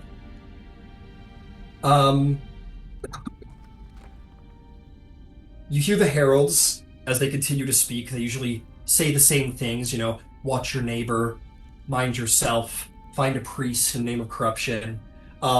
Citizens of Vasselheim, remember the fallen, the defenders who gave their lives in the first assault so that they do not die in vain. For their sacrifice brought the city time to stand. Speak their names, honor their courage, leave them not behind, and know this, so long as Vasselheim stands, their memory shall henceforth stand with it. This is just one of the many things that you hear, but one that catches your ear perhaps a little bit more. Hear this, people of Vasselheim. It has been announced that Yasvarda, Dawn Marshal, Defender of Vasselheim, Champion of the Dawnfather, has succeeded his title of Dawn's Marshal and Defender of Vasselheim to the Grand Arbiter Mars of Arathis, for he henceforth shall take responsibility for the city's supreme defense. In him, all things will be decided in the final say. May Arathis' most faithful guide us to victory. This is met with cheers. It's like, sure, of course. How are we not going to celebrate? We like both gods, right? Some people, there's a nervousness to it. It's like, oh, well, why are you doing that? You definitely hear some. There's like a yeah, all right, but then the nervous energy kind of takes the city for the rest of the day. You kind of feel that little cloud over you in the streets where you hear some people talking and be like, why do you think the champion of the Dawnfather would secede his position as the defender of Vasselheim at the Grand Arbiter? Go, oh, well, the Grand Arbiter is, they say he's a master of strategy. And they go, yes, but he's not nearly as inspiring as Yosvarda.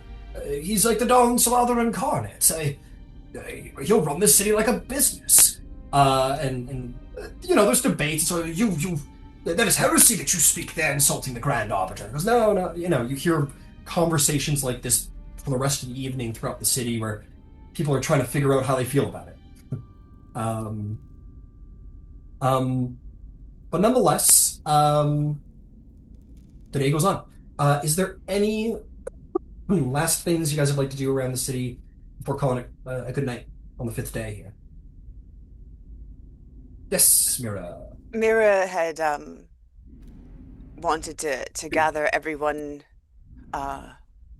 potentially for a meal, but if not, uh, to learn a little bit about the things that we've been fighting and to give people a heads up of who they're dealing with. And she would have probably invited, obviously, Thistle will be there. So, Mhm. Um, yeah, absolutely. Thistle will be there. And we're. Oh yeah, they said they'd come here. So you guys see this group of Dawnfather warriors standing around your house when you get in tonight, and they probably politely introduce them. They're like, "Oh, we are the purifiers." But yes, the sergeant warden. He'll shake hands. He's certainly the most um, social of the bunch. He says, "We are servants of Arathis, and we've been put under command of Justikar Numira. We are the purifiers here in in the name of Arathis here in Vasselheim. It is our endeavor to hunt out the wicked and the heretic.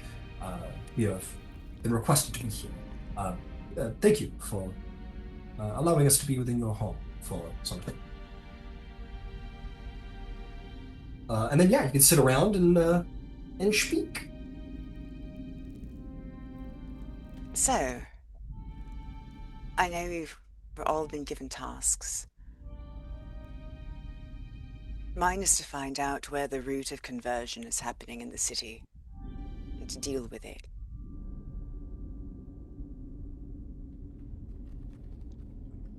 This is my team, and I'm lucky to be able to work with them. I believe Warden Liz is going to be able to give us some information about the kinds of things we're fighting, although until this Vespin Chloris let them out of their cage, they were largely dealt with.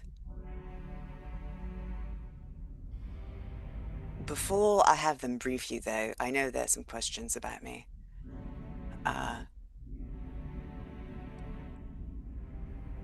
So, I am the successful experiment of the elite of the Magocracy. I don't know how else to describe that. They're commonly known amongst their hubris for wanting to create a means by which to heal without using divine magic. And through a series of arcane augmentation that I do not understand, but am happy to regurgitate the verbiage I've absorbed as I've heard it so many times. But I was infused with the ability to tap into I don't know. I won I was at a coffee house and I won a debate with one of their big guys. And as an acolyte of Rathis, my thought had been to simply prove them wrong by letting them try. The whole premise was stupid. And then, once they'd tried their hardest and failed miserably, I'd be there to guide them to a truer path.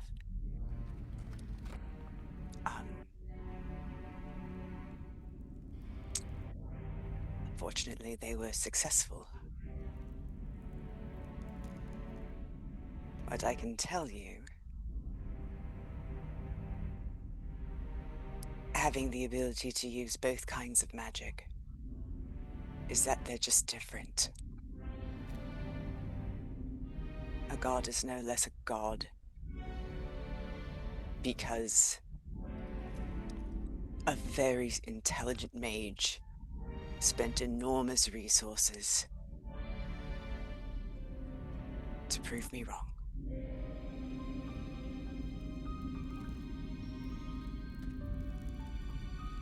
And that is why, when we were having those problems at the arch, um, I thought I was being punished. As it turns out, that was one of the betrayer gods, but yeah. So, that's why I function the way I function. But I have always been a devoted of Erathis, and in the space where I was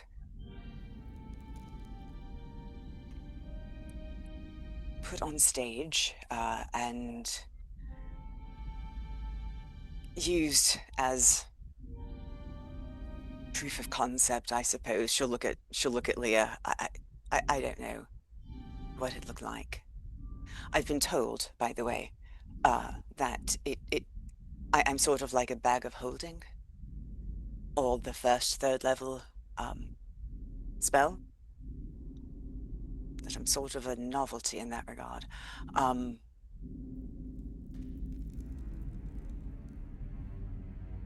having done it, I'm glad to use it. I do not recommend. But if you have questions, I am here to answer them. And apparently I'm some sort of celebrity amongst the folks from Avalir. I have no idea why. Truly, I don't. And she just kind of looks at Leah. I mean, what did you see?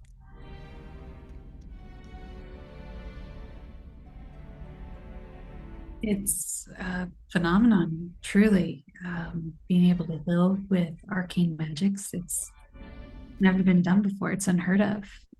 Incredible, really. My father studied magic at the university, and he was very keen on hearing about your abilities. I, for one, think that it makes you who you are, and well, who you are is pretty great. So, um, I think, I think, well, I think we're just really lucky to have you. Aye to that. Does it hurt? No, I can't feel it at all. Wow. Did it hurt?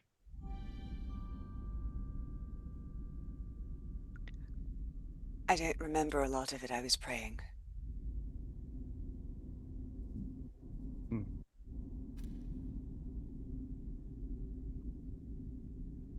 Are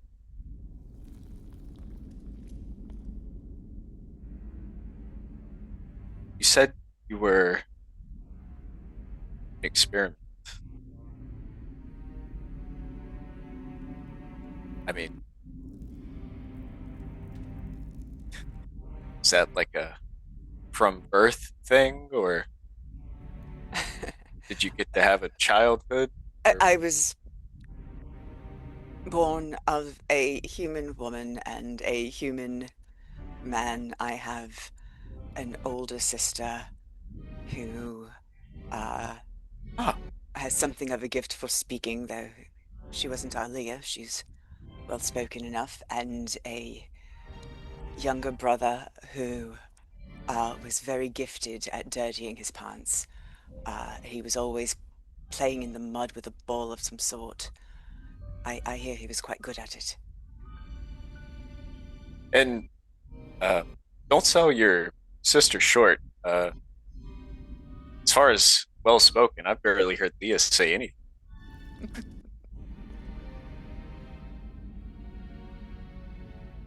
I am mourning, you know.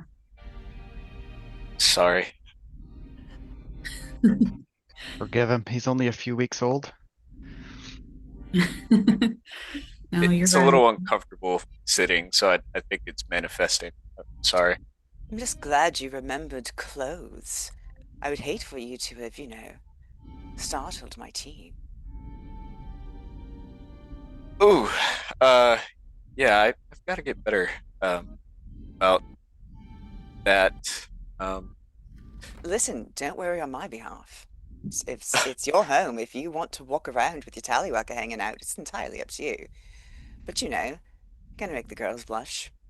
Some of Tally. the guys. Uh, well, I mean, at least now I have these things to cover me all the time if I do it again. Um, Nice sword you got there. what? Ha! What? Oh, yes, yeah. There was a Sorry. boy. He he I don't like locked. where this is going. I'm having a great time, actually. I adore you, Zebrio. Okay. Uh,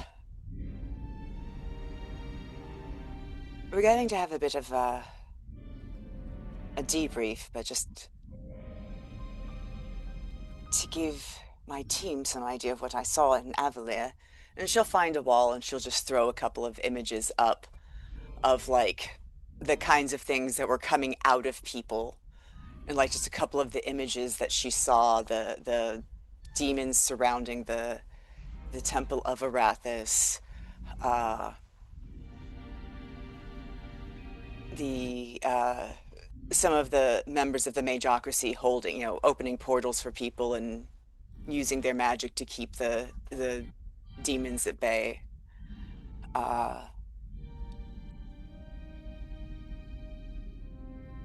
and then the whatever the mage became. I think those are the 3 times that she's seen demons. So these are the things we've seen.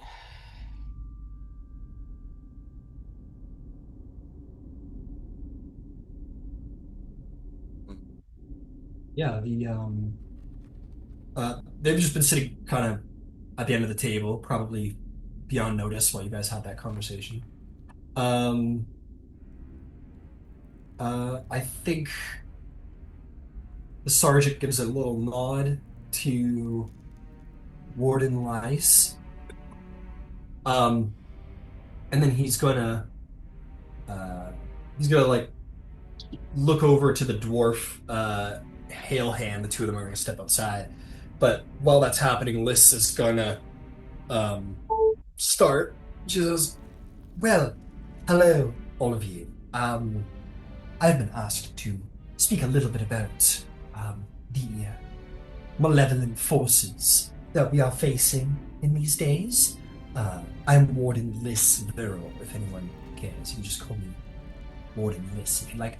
Anyway, so, knowledge is limited to some degree. That there have not been fiends on the face of Exandria, or servants of evil on the face of Exandria for some an era, really, pretty much since the schism way long ago. So knowledge is limited. We have to relearn a lot of it. But some things we can very easily tell you, like the gods you're facing.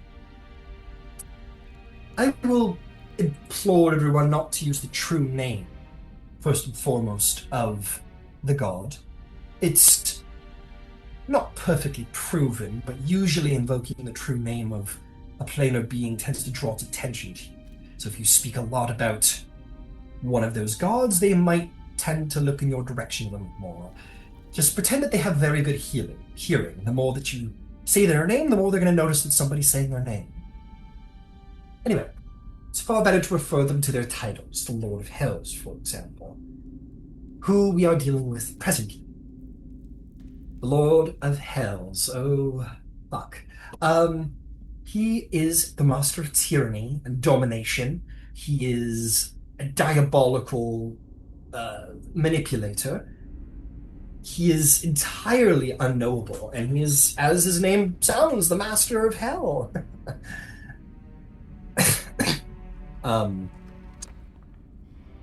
We don't need to go into the history too deeply, as much of it is conjecture. What needs to be known about facing him is that he uses the power of deception, uses it most excellent. And I'm sorry to say that if you think that you've got a handle on what he's planned for you, you're desperately wrong. He is probably the most smartest manipulator in all of the multiverse. So we're really in a pickle, is the point.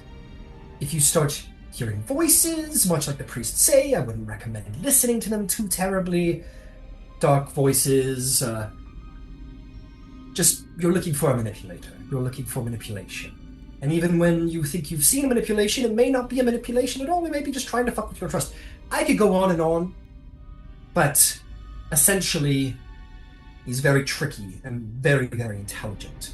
Which brings us to his counterpart, who is a much more direct person, as you saw these last 3 days, or these first 3 days during the siege. The Ruiner, probably the worst two gods to have fighting you in a siege.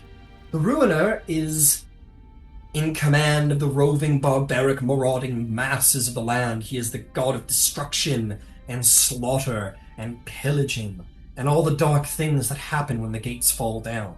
He does not care for honor. He does not care for creed. He cares for destruction. He does not care for courtesy, civilization, any of these things. He is chaotic, he is selfish, and he is a predator. And he is stronger than...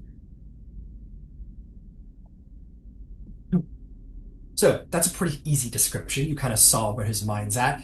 Smash the door in with as overwhelming force as possible. The only reason I think he hasn't actually come here himself to try and kill us is probably because the Lord of Hells is holding him back for some particular reason. Now, it's important to note, the Betrayer gods do not get along, usually. They will often find themselves squabbling amongst themselves, angry with one another, finding reasons to betray one another. I guarantee you right now the Ruiner is caught in some kind of evil scheme, manipulative plot behind the Lord of Hells. If I had to guess, I bet the Ruiner's champion was sent out as some kind of manipulative scheme on behalf of the Lord of Hells to keep the Ruiner in check, perhaps. But then again, I could not say. I am not the Lord of Hells. I am not so wise and cunning and evil as he. Essentially, of all of the betrayer gods to be knocking on our door, I think these are two of the perhaps worst. So, any questions? Oh, this I'll tear out there very quickly. Their servants, as you may have seen, the Lord of Hells utilizes the powers of devils, lawful evil creatures who abide by his will. They are all, each and every one of them, manipulative. The more stronger they are, the more manipulative and more evil that they are. As for the Ruiner, as I said, he calls on barbaric marauders. And from what little I've heard, his home plane is a place of constant war and ruin. That goes for his own people. You may have seen some of his allies clad in rusted, broken armor. The Ruiner does not care to where the destruction goes, whether it is his people or yours, only that there is destruction. So, you can expect more of that kind of brutality in the time to come, that primal violence that the Wild Mother so detests. Now, please, I'll open the floor for questions after this most wonderful topic. If I show you a picture of something awful, could you tell me if it was the work of this Ruiner? I can certainly guess.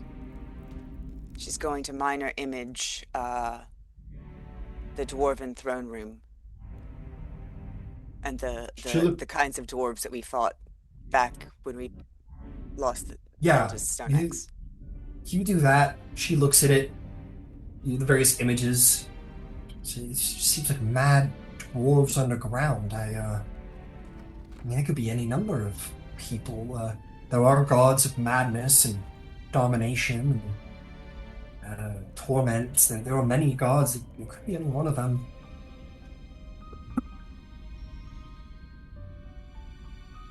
I don't know if there are others, but that one's playing too. Well, there are many gods, and with respect, Justicar, I think it would be best to focus on the Ruiner and the Lord of Hells if you have enemies to focus on. If there are evils abound in other places, well, frankly, they're not our problem right now. I'm sure they will be eventually if we survive this. But for now, the Ruiner and the Lord of Hells. I don't expect the gods are so humble as to hide their intervention. Especially amongst siblings, they'll want to one-up each other. So, what you see, I think, is what you get. Any other questions concerning our enemies? I'll enlighten the best I can.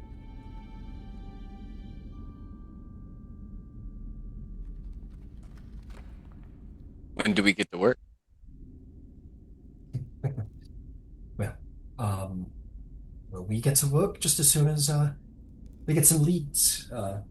Just has already put us on the roll of a couple of things. So, yes. We have people working on it, and I know you've tasks of your own. But I wanted the... We haven't been able to put a name to what we've been fighting. Now we can. Well, it's also, of course, tricky to study the enemy because, well, indulging in learning about devils and monsters of the lower planes is how you invite such evils upon you. So, a lot of this is just very surface level information and conjecture. The study of devils and their ways and types is often how people fall to such evils. To look too deeply into the abyss is how you tend to fall into it. So it's a tricky balance of learning.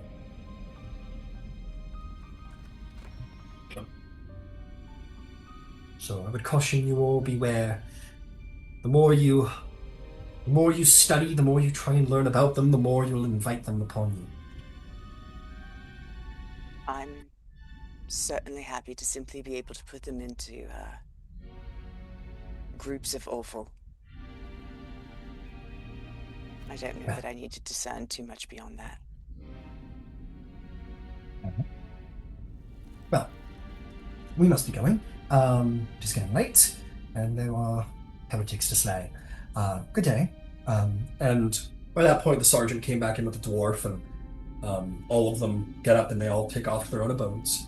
Yeah, in which I'll say definitely take that short rest as we will wake up on day 6 of the siege. It's getting to be around that time, so why don't we take our break, and when we come back, I'm going to start moving us through some days here, a little bit more accelerated, just to kind of move through the siege. And I also want to hear what you guys have in store, because you guys all have important responsibilities around the city, and politics are going on with the high bearers, and maybe you have stuff you want to do. So let's take a break. When we come back, we will continue. Sounds good. I'm glad everyone knows now. That's been bugging me.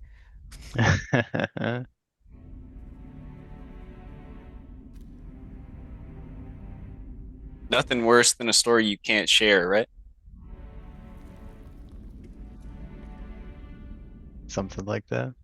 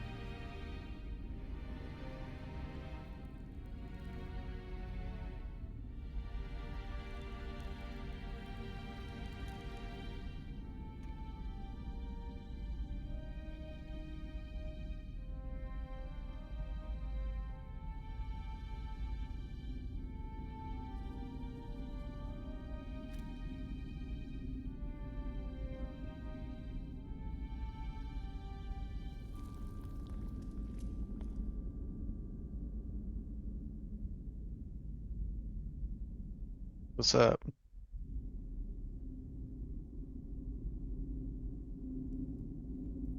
I think Hecator might be concerned about this Justicar appointment.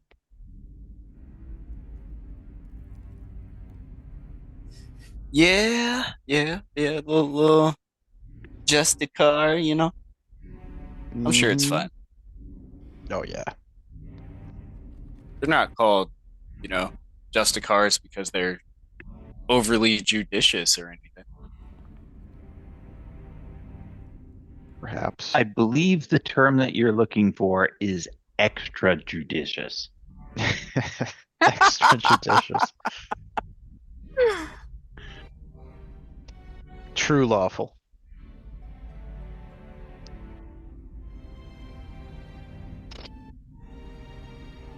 She has a task. It's true. And there will be a pogrom, and it'll be fine. Hmm. And has it ever been fun?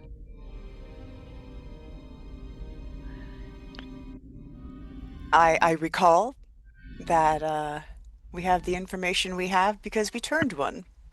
That means their souls can be saved. Yeah. Yeah.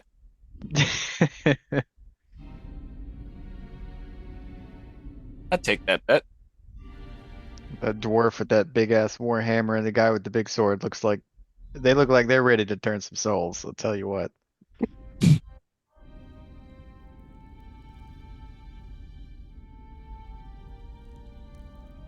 This rogue with these daggers. Hmm. We're gonna save some souls, y'all. He's ready to We're give gonna some. evangelize. I'm We about to believe in the dish out church some muscular. absolution. Yeah. Oh man.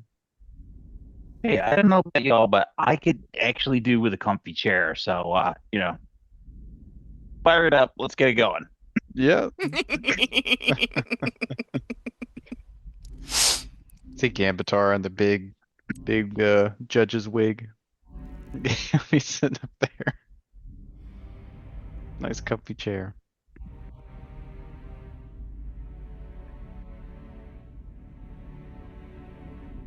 Hmm. I'm thinking about the change in command. Oh, yeah, from Yasvarda. So,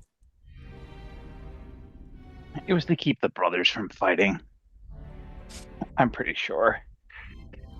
oh wow, that didn't even occur to me. My thought was when you're meeting the first part of a siege and you're surprised, uh, you want you want that Dawnfather energy, right?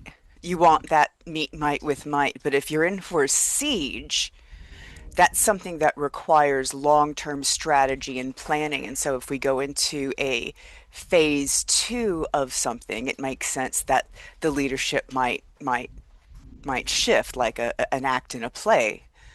Um, Hmm. but I don't know that the brothers are fighting. That's also probably that's also probably possible. Yeah. I'm also thinking that, to your point, I mean,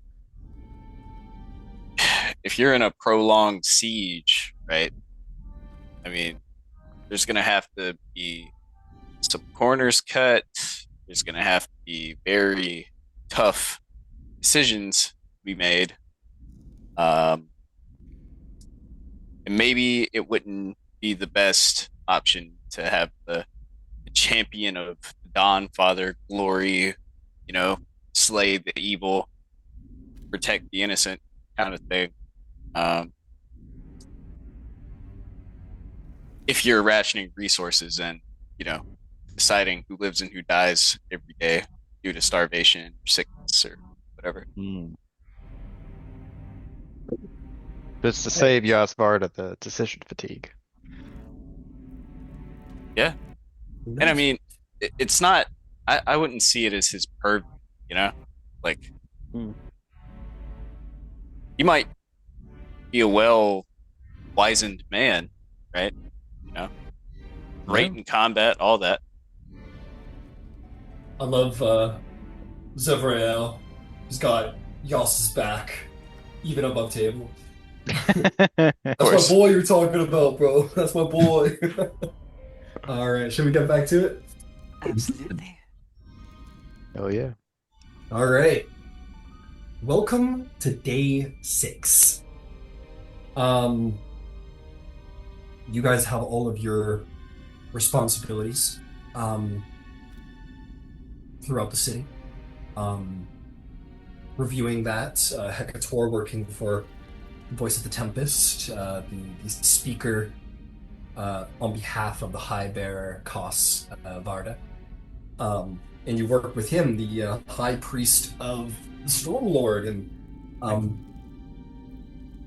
I don't know, kind of follow him and his responsibilities. You're his aide for every intents and purposes. In which you don't only like you kind of see the faith of the Stormlord up close, where like these warriors, the Tempest Vanguard, this warrior order dedicated to battle and studying the storms and all of that.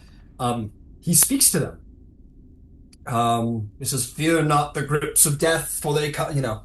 Starts to speak about it and speaks benedictions about war and lightning. He says, "Without war, there can be no victory.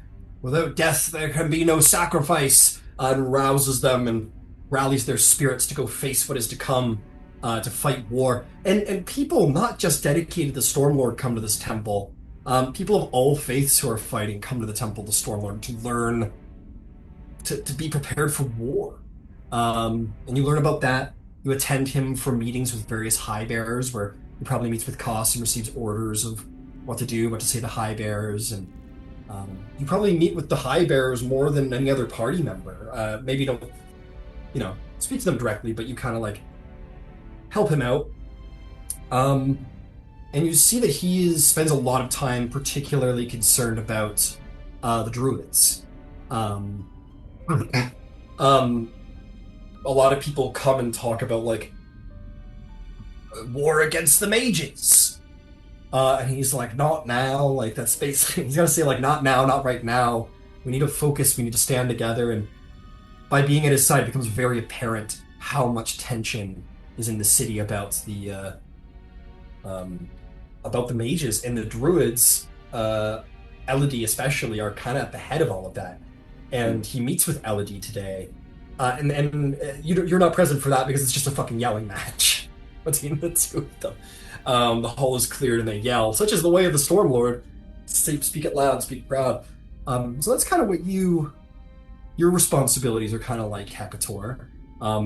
Surprisingly, a lot less fighting than maybe you hoped.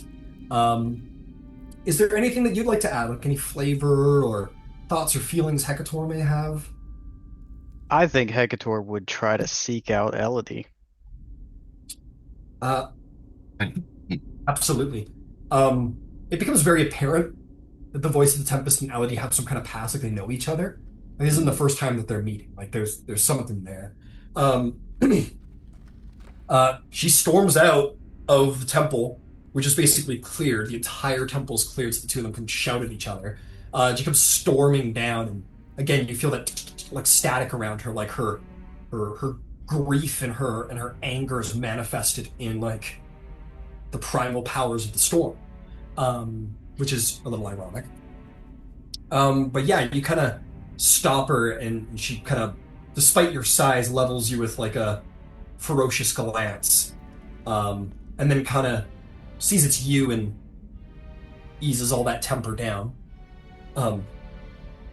She says, "Hecator, it feels like it's been a while, but it's only been 2 days, hasn't it?" Has it only been 2 days? "Since last we saw each other, you were in the Temple of Wildmother.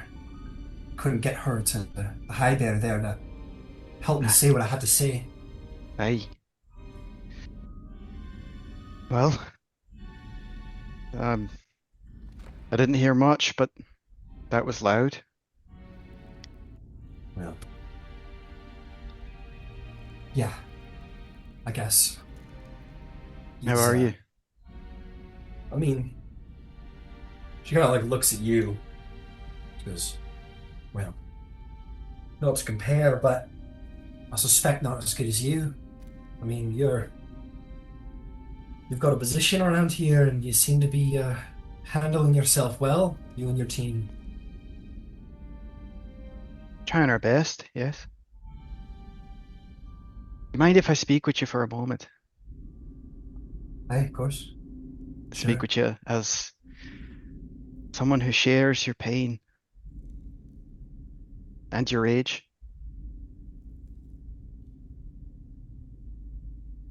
I've been thinking a lot about what you said them 2 days ago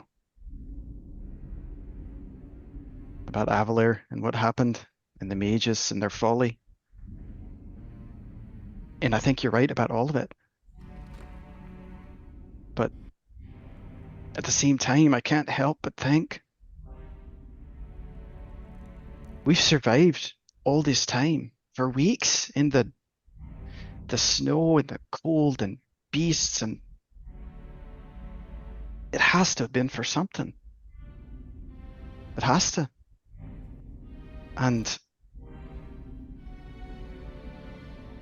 I'm thinking about what separates us from them. What's the real difference? What's the difference between us and the wizards? Aye.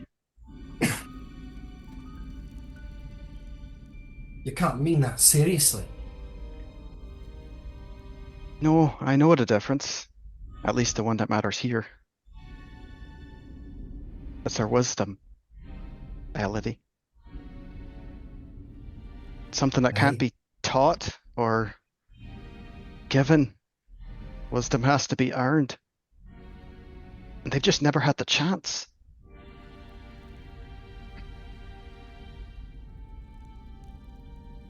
Aye, and we had to pay for their experiment. Aye, All the world. we did. And we are. And they did too. I saw the city coming down. It's looked like a buzz of hornets, it did. All the fiends around it. But as above, so below. Hit both of us. Just the same. But my point is, they've never had a chance to earn that wisdom.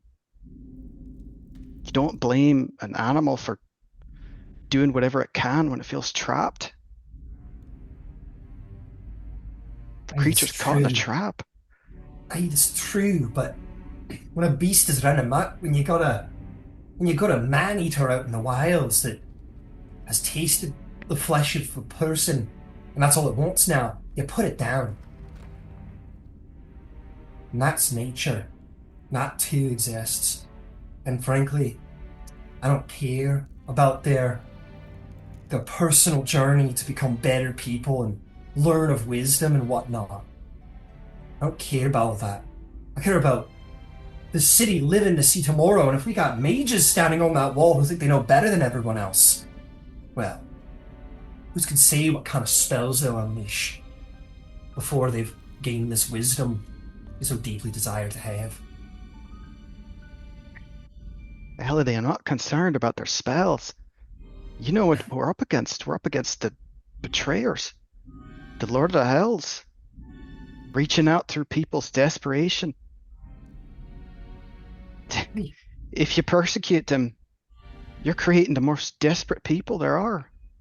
And if we enable them, then they're going to let their curiosity run amok, which led to all this devastation in the first place. Aye, perhaps some of them. But I don't believe that all of them would. You met Lumira, you met Leosatra. They're both from Avalir, and they both carried, and they'll point to Kire. They both carried fragments of his spirit here. Without him, they wouldn't have him. I wouldn't have me mother. I'm glad you've found some diamonds in the rough, I'm sure.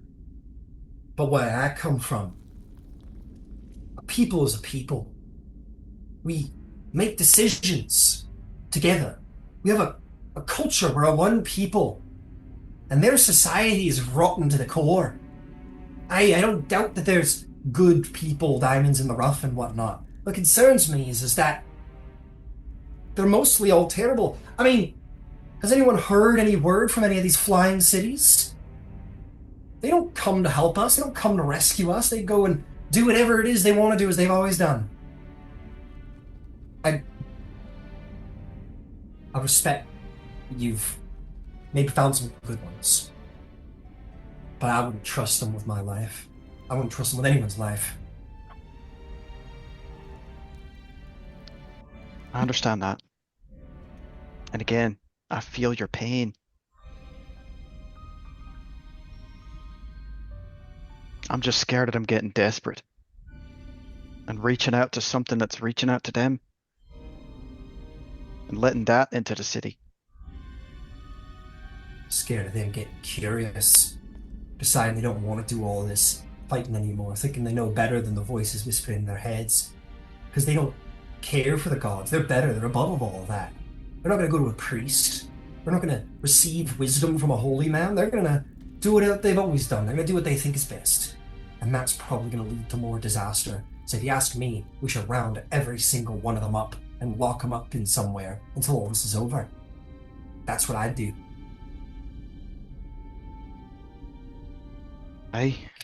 That might be true. That might be the right call, but I've seen them grow. When we first were shunted off to the top of that mountain, they were wandering off in the snow, trying to eat whatever they could. I mean, looked like lost babes. I've seen them change. They've gone through hardship. I think they've earned a little wisdom. And I think they could earn more. But we need to give them the chance, Elodi. They earned a damn thing, Hector. Don't let that fool you. They want to grow, that's great. But let's do that after we survive this. If you agree with me that might be the right decision, then maybe you should take into consideration that optimism and being kind and treating them like people is going to get us all killed. We should round them up. We should put them somewhere where if they go corrupt and decide to take all the offers being lent to them, that they can do that contained. And then, if some of them walk out without devils in their hearts, maybe those people ought to learn some wisdom, and that's wonderful for them. But I want to survive the siege. And I want everyone here to survive the siege, so they don't have to suffer like we did in Cath Moira. It's not about what's right anymore. It's about what needs to be done to make it to tomorrow. That's what I see. We're at war. I think that's a dangerous path, Elodi. The ends can't always justify the means. Not always. But I think maybe in this instance I might be right. And I promise you, my desire to lock them all up somewhere until the siege is done, it is restraint. Because I, in my heart, do worse to them. I know you want to change my mind, but I'm sorry. I've been back there. I found a tree, just one. So all that's left is broken stone. It's gone. Everything is gone. Because of their arrogance. An entire nation, an entire people, billions of people, millions, billions, I don't know. All the plants and creatures, and it's all gone because they were curious. They had their chance.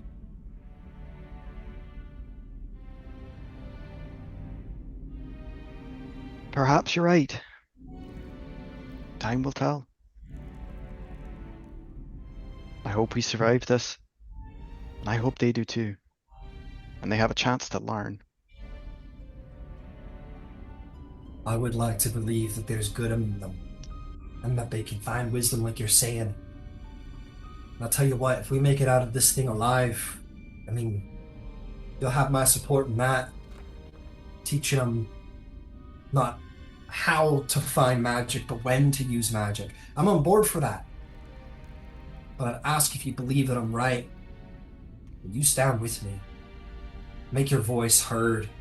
But maybe they can't be trusted to get us through this. Think about it. I'll think about what you said. If you think about what I said. In the name of our shared grief, I will. That's all I can ask. She nods. Hard is her face. She makes no gesture for affection or softness. This woman is hardened in every sense of the word, and she doesn't. There's no anger at you, but there's just an intensity that's directed at the world now that she takes with her as she goes. And you'd see at the top of the stairs the voice of the Tempest wasn't eavesdropping, but maybe close enough that he could understand what was being said, and he just gives you a little nod. You're of one mind in this, and you would know that. He basically says the same thing. Okay. Excellent, Hector. Take inspiration, absolutely. Sweet. What about anybody else? I've got stuff for Mira lined up. She's got to go hunt some heretics. The damn heretics. Red, you're working with Omadua. And she's just at the head of the Wild Mothers people, so she's a source of inspiration, though apathetic though she is. And how do you think you help her out? Like, what does that look like? How does you helping out the champion of the Wild Mother look? Very humbly. Yeah, I feel like, through all of this, like Red would want to, not to, but like kind of try and stick with their roots, right? No pun intended. I think that they would want to be very helpful. They would look to her for guidance, like ask, and obviously make observations as well. They're not clueless. But I think, they would just want to, be very mindful and observant and like try and help and be a good caretaker. Absolutely. More than a couple times you're called to battle, the two of you. And you fight. She might notice your new item, and there's just like a quiet appreciation for the path you've picked. And yeah, you help out. You get a little like she doesn't say anything anymore. She's said her point previously, but in situations where you're a little more humble, a little more quiet than maybe you ought to be, you just get a little look from her, and she's like trying to push you to be a little more loud, to be that barbarian that you're kind of scared to become, perhaps. But yeah, you guys work together, and yeah, absolutely. Ganbatar, what about you, my friend? Especially after this news of the change in management. Well, I'm going to take advantage of that change of management to draw some extra ration type material to take to the sergeant to feed into his ability to recruit a larger network. Got it. The sergeant being the fellow you met in the alley? Yep. Got it. Right. Still need to get a handout for him. My apologies on that. But yeah, you find the sergeant. You do so. I think because of your access to things, you're definitely noticing, like, in a logistical sense, like supplies are being more heavily guarded. Um, but I'm not worried about you getting them. You've either official or non-official skill at or retrieving these things, and yeah, you hand it off absolutely. He's very appreciative. He goes, "Oh yeah, is there anything else that we could do? We're happy to keep helping out." I I need eyes and ears that I can't be everywhere at once, Right? but we can have eyes and ears everywhere at once. I don't want to put anybody at risk, but there's going to be there's going to be situations that folks need to know about that kind of seem important or seem sketchy. That needs to come back to me. Yeah. Absolutely. I mean, those work orders were really helpful if you'd be willing to keep putting a couple in our Absolutely. direction. Yeah. We'd be more than happy. I mean, you hear a lot. Uh, you know, young kids. I'll tell them to keep their eyes and ears out, and I'll let you know. There's plenty going on. Absolutely. All right. Thanks again. And he'll shake your hand and be very, very overjoyed to work with you. You've already had a transaction that went off very well, which is usually the most uh, concerning initial contact in such a shady situation. So yeah, he's very on board. He's like, yeah, no, I'll let you know. He seems pretty on board. Was there anything else for you, or just wanted No, to set that up? that's it. It's grow the network. Got it, got it. Yeah. If you run into the Great Khan, there's like a quiet temper about him recently with all of the news. Um, he's just like kind of put his head down, and he's like he's clearly been insulted by this change in management, but he's just keeping trudging on doing his job. I Um, I will offer the following thought. yeah. It is probably for the best. And the reason is that there cannot be a visible conflict between you and your brother. And by having someone who isn't either of you in charge for the siege, it removes that possibility. You can be at loggerheads with regards to what direction things need to go, and that's fine.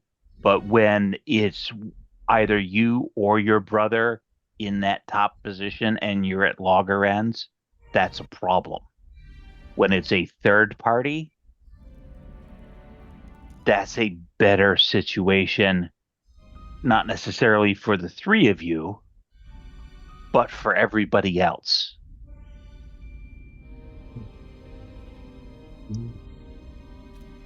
Maybe you were right. We'll see how the Arbiter does. Just hope we get more than what my brother gave. This war will not be won by filing reports. We need to break the enemy. That is my concern. We need to scout them first. Well, you'll be pleased to know that the Grand Arbiter has already dispatched members of the Verdant Vanguard to scout the forests beyond the siege line, so things seem to be going in the right direction. He says, sort of through grit teeth. There's clearly a theory that needs to die. Very passionate leader, very passionate warrior, and there's a double-edged sword in that. But he's clearly trying to take heed of his temper, shall we say. I'm growing a network of eyes and ears within Vasselheim. Good. And as Very I hear things, I will bring them to you. excellent. Good. Good, Kenta. Yes, keep your ears out. There's much that needs to be known. Fantastic. Excellent, Kent. Magnificent. Okay, Leah, what about you? Is there anything that you got to get up to today? You're working with the Soul Weaver. You've spoken recently about your struggle to get in the headspace here with all the war and suffering as opposed to theater and glamour. What's the plan? Yeah, Leah got an idea yesterday when we were getting our items. She would like to go back and visit the The High High Oracle? Oracle Julia. Yeah, absolutely. You make your way back to the center district. It takes a little. Being an eloquence bard, it's not going to be too hard for you. It does take a little convincing getting past the dragon shields into the inner district, but it happens. You make your way over, and yeah, you're greeted by these very quiet, weird fellows, and eventually, it's a little harder than it should be, but you do eventually get access to the High Oracle. Takes some time, but eventually she does appear before you, the High Oracle Julia. She says, "Oh, Satra, I admit I'm surprised to see you again. What is it that I can do for you?" Well, thank you for taking the time to see me. I know you must be incredibly busy, as we all are. So I will get to the point. I've been tasked with bringing hope to the city somehow, and well, a good friend convinced me that I actually can do it, and I'm feeling quite motivated, but you see, I lack the inspiration that I need. And I'm hoping that you can help me out because I was so inspired and awed by what I saw yesterday and here, and I was hoping I could have access to yours to your libraries. I see. What an interesting request. Yes, I'm aware of your assignment on behalf of the Ark Soul Weaver. If this is high bearer business, then I would be duty bound to give you access. Yes, please come on inside. She invites you in. You find yourself going down, not up this time, deeper into the earth. There's some stairways, and quickly the light is left behind in exchange for torchlight. She says, well, we have quite the stores of knowledge here. Is there anything in particular that you are looking for? Well, I am musically inclined. Perhaps there's it would be really kind of fascinating to find maybe old hymnals of the gods, or perhaps poems written during the schism. Is that what it's called? The schism? I don't know. Yes, the schism. Mhm. Okay, yes, I can. Okay, yes, it's a very good direction to point me. Very well, come along. And she will take you into essentially like a massive underground archive. You end up going through a pretty exceptionally enchanted security door that leads into this vault of ancient parchments and scrolls. It says, obviously we do not have time to well, it takes a lot of work to scribe everything into new copies. But we do keep originals here, some originals. She will find a priest to sort of escort you and kind of be your hand and be your help. She says, my only request is to be very careful. Many of the parchments and works within here are ancient and very, very delicate. But indeed, there is workings from the schism. I wish you the best of luck. I hope you find what you're looking for. Me too. Well, thank you. I think this is a good place to start. Excellent, excellent. Just send your aid along if you require anything from me. I have a decent memory, but not a perfect one. Perhaps there's something I can do to help. But I will leave you to your duties. I have duties of my own. Good luck finding the inspiration you require.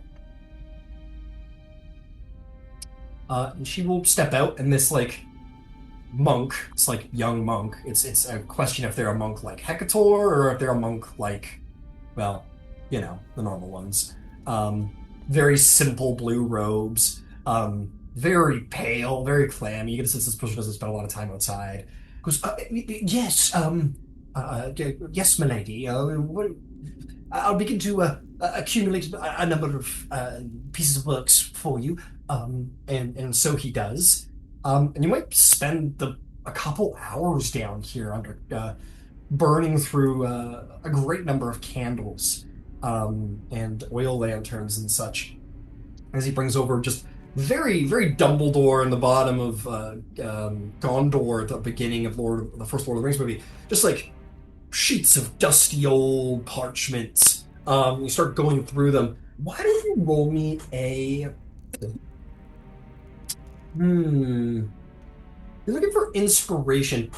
Roll me... This is a little unique. Yeah, no, this will be an investigation. Yeah, give me the investigation check. You will have advantage as you have a personal aide who's providing the help action. Oh, okay. Cool.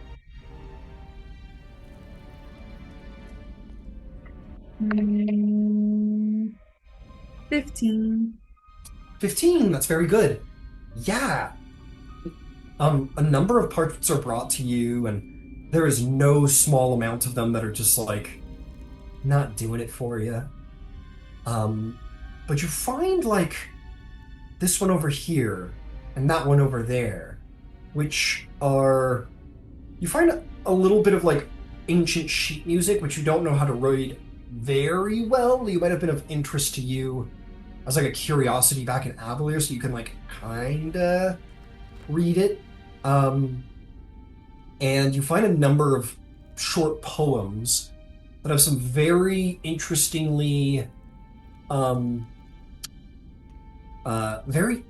words in them that surprise you. They very well probably match your own personal dilemma and then the dilemma of soldiers. You haven't spent a lot of time reading war poetry, and then you find a couple in here that kind of resonate with you in your personal experience and explain it in a way that you weren't prepared for, and it's perhaps a delight. Perfect. Yeah. Perhaps you get the tingle of inspiration starts to come to you. Maybe there's something you'd like to do with all of this, but that's what you have for now. Perfect. Okay, cool. Did you want to I'll say that 8 is, what are you around the end of the day maybe? Were you hoping to take a couple of these? I could I could scribe a couple of them for you. It wouldn't take too long for you. The originals must remain, but I could scribe some for you. Sure, that would be very helpful. All right, excellent. And he takes them from you, and he writes very quickly. You get the sense that's all he does. His life has probably been dedicated to scribing holy works, translate, just writing this from this old dusty book that's about to fall apart into this new clean book. No copy paste here, just good old elbow grease. So he just writes it out, and he gives you copies of various pieces of music that you can take with you. All right, great. Yeah, I think Leah Sacha's feeling pretty excited about that, and she probably like barely looks up as she's like studying over her notes, or the musical notes as she leaves the um or whatever it's called. What is this place called? Yeah, good question. Let me give me a moment. This place is called. It is not the Temple of the Dawnfather. Uh, Here it is. This is the Obsidian Reliquary. The Obsidian Reliquary. Yes, this is the. There's the two. There's the nice one and there's the dark one, and this is the dark one. It's about Obsidian Reliquary, the Dark Palace. But yeah, you go out with a bit of a pep in your step. You found some sources of inspiration, which is excellent. Um, cool. Just looking at my stuff. Um, okay, we gotta. I'm gonna hit you here, Mira. Um, let's see.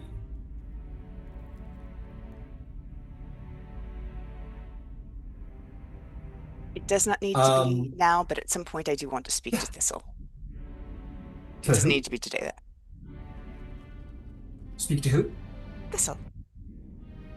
Oh, Thistle. I'm sorry. Yeah. No, sorry, I just didn't hear you. You're all good. Yeah, you can speak to Thistle. Maybe we'll do that in a minute. Because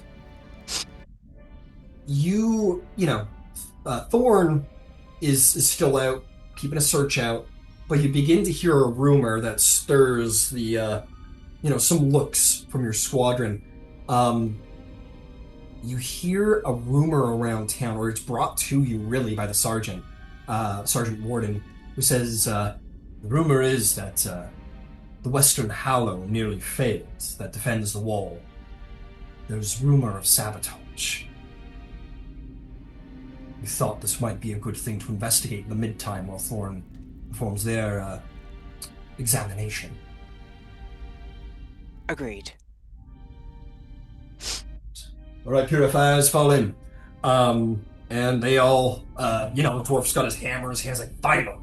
And all of them sort of roll their shoulders, and there's that dark tenacity in them. There's certainly a darkness to what you guys are doing here, but to exorcise evil from Vasselheim it brings them great joy that they have a target. You make your way along. We're gonna go through a series of montages where like water's being splashed on some guys. He wakes up, and like all of you are like, the five of you are like sitting around this guy. He goes, where am I? The sergeant says, you can defer all of your questions to the Justicar. We've heard your fingerprints are upon the rumors to the west. And he goes, what are you talking about? And kind of looks over to you, Mir, and the sergeant kind of backs up, gives you a nod. Your half hand is in the corner, looking really ready to be the bad cop, should you give the word. And you have an expert interrogator with you as well, who's like, you let me know. All your people are at your hand. You have tools to utilize. And this guy looks, goes, he goes, what are you talking about? Fingerprints? What does that even mean? Pause. Sorry. I just need to check something real quick. Yep.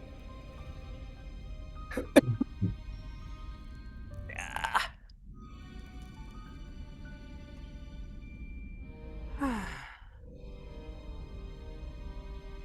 All right. Thank you. Insight check. Let's She just start sits and stares strong, at him for a little while. Go for it. I'll give you advantage because everyone in the room's doing the same damn thing.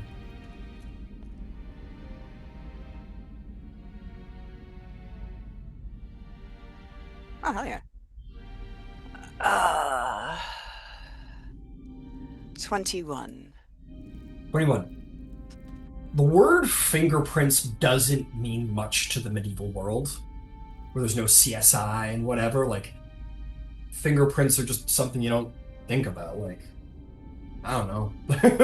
Like, you don't think about, I don't know, tennis balls. Like, it's just something that exists in the world. I don't know. It doesn't mean anything. It's not helpful. But what led you to this guy is the same thing that led you to the last three guys, is that word, fingerprint. Um, you've just been hearing about people who've been saying this word. The word fingerprint's been rolling around the Western District. And the last three guys have basically, been talking about fingerprints. Um, when this guy says, like, what are you talking about, fingerprints, it's a little too forced. You get the sense that fingerprints mean something, and this guy is lying. And as you look around the room for confirmation, you'll see from there's a lot of names. From Warden Lisk, who is an expert magical interrogator, she gives you like the nod of like he's full of shit. Like she confirms your thought.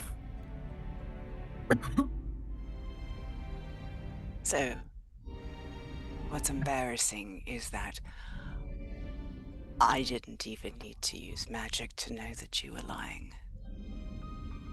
Well, Shh. It's fine. Of course you're going to lie. You're doing what you think is best. Here's the thing. Whatever you've been paid, whatever it is you think you're fighting for, I assure you you've been lied to, and I very much look forward to the opportunity to proving the supremacy of the prime deities. Unfortunately, I am a bit short of time. So, you can be candid, and rest assured I will know. make an intimidation check because I'll give you advantage because you've got a very mean-looking set of individuals standing behind you with very mean-looking weapons and implements, shall we say. That is a 23. 23. He look, I'm faithful. I swear on my mother. Fingerprints. Right. It's just something I've been hearing around. They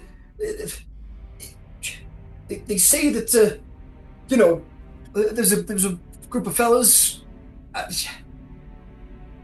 I don't know anything about it personally. I just heard it around town that there was someone hit the temple last night over in where the magic happened. I'm not involved. I promise. I'm devout. I'll tell you, I'm devout. My pop was devout. I don't know much more than that. But you hear me putting my hand up like I'm not actually tied up. Sorry, it just made me laugh. He goes, but look, I don't know much, but we did hear that. Yeah, there's a couple of guys that went after it. They say that there was they call themselves like the fingerprints. That's the rumor. It's just a rumor. I don't know any of them.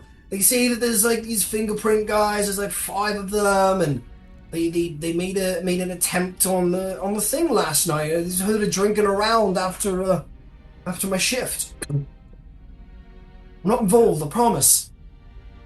And where was that? What did I hear it? You just in the tavern. Just people were just kind of hearing it around, everybody was saying oh, did you hear about the fingerprints? Hear about the fingerprints? I was what the fuck is that fucking fingerprints? And then huh? Which tavern? The fucking Rathus's Tits Tavern. No, I don't know. That's not what it's called. He says it's the Hammer of Morden. It's the Hammer of Morden. It's like 2 blocks that way. There were some fellows wandering through, and they said, I don't know, it's just rumors and such. Interesting. And tell me, to whom are you devout? It was the Changebringer. The Changebringer. I swear on my mother. I'm going to suggest this would be a very good time to take holy orders. For your soul, you understand. Right. Right. Yeah. Sure, whatever you say. I, look, I didn't mean to lie. You're a very frightening bunch, is all. I just don't want to. I want to get into trouble with people around. You know, I don't want these fingerprint people finding me. Then I suggest you take holy orders where the church can protect you. Uh, right. I'll do that. Oh, yeah, I'll do that. Thank you for your the cooperation. the dwarf comes over and fucking knocks the guy out. He got a black eye. That black eye's going to get blacker. He goes, can't let him know we're doing these. And he just kind of throws the guy over his shoulder. He's going to probably leave him in the alley somewhere, like the last couple dudes. So he takes off. The rest of them, the other three, gather around. And they go, same phrasing, the fingerprints. Same phrasing as the last four people we've interrogated. There's something to it. Something to it, absolutely.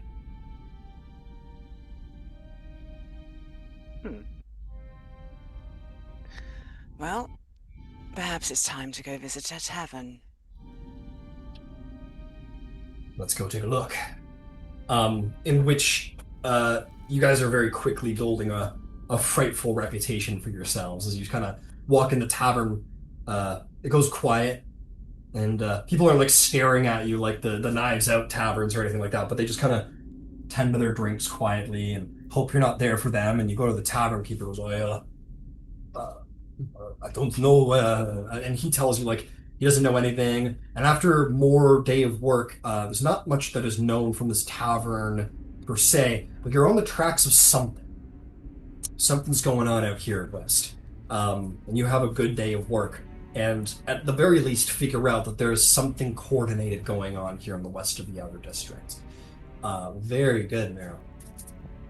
Whenever she goes into a public space, she's exceedingly polite. She always pays for a drink, even if she doesn't consume it. And she works hard to make sure that there's never a sense that she's gonna like beat someone up. Like, I'm just gonna have a conversation. Yeah, you have a conversation. You don't find anybody who did this, and the weirdest thing kind of happens in the end is that, like, you know, you're interrogating everybody, and by the end of the day, you know, there's all this talk about fingerprints and somebody hit the temple and almost took the hallow out.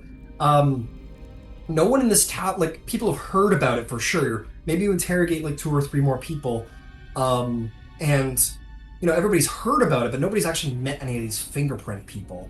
And then I'll say, who is it that does this? Let's say it's we haven't heard from him. Warden Sorellis, the brother. He comes back and he goes, I talked to the priests around the Church of the Hallow. Apparently the shift last night didn't report any kind of attack of any kind. There's no evidence at all. I even scanned the property. I wasn't able to find any sort of tracks. I mean, I'm not the best tracker or anything, but as far as they know, nothing actually happened. Either they're really, really stealthy and something made them turn and leave, or things are more complicated than they look. Interesting. Very well. And that is the at least conclusion of your day 5 investigation. Last, I think, but not least, is going to be our Mr. Angel. Zevrael. You're drawing a lot more attention to yourself now that you have big white feathered wings coming out of your back at all times. What are you up to in this city? Yosvarda had basically requested your personal as like his aide. What's that look like? Is there anything that happens today that you want to point out? I guess I would kind of have to say,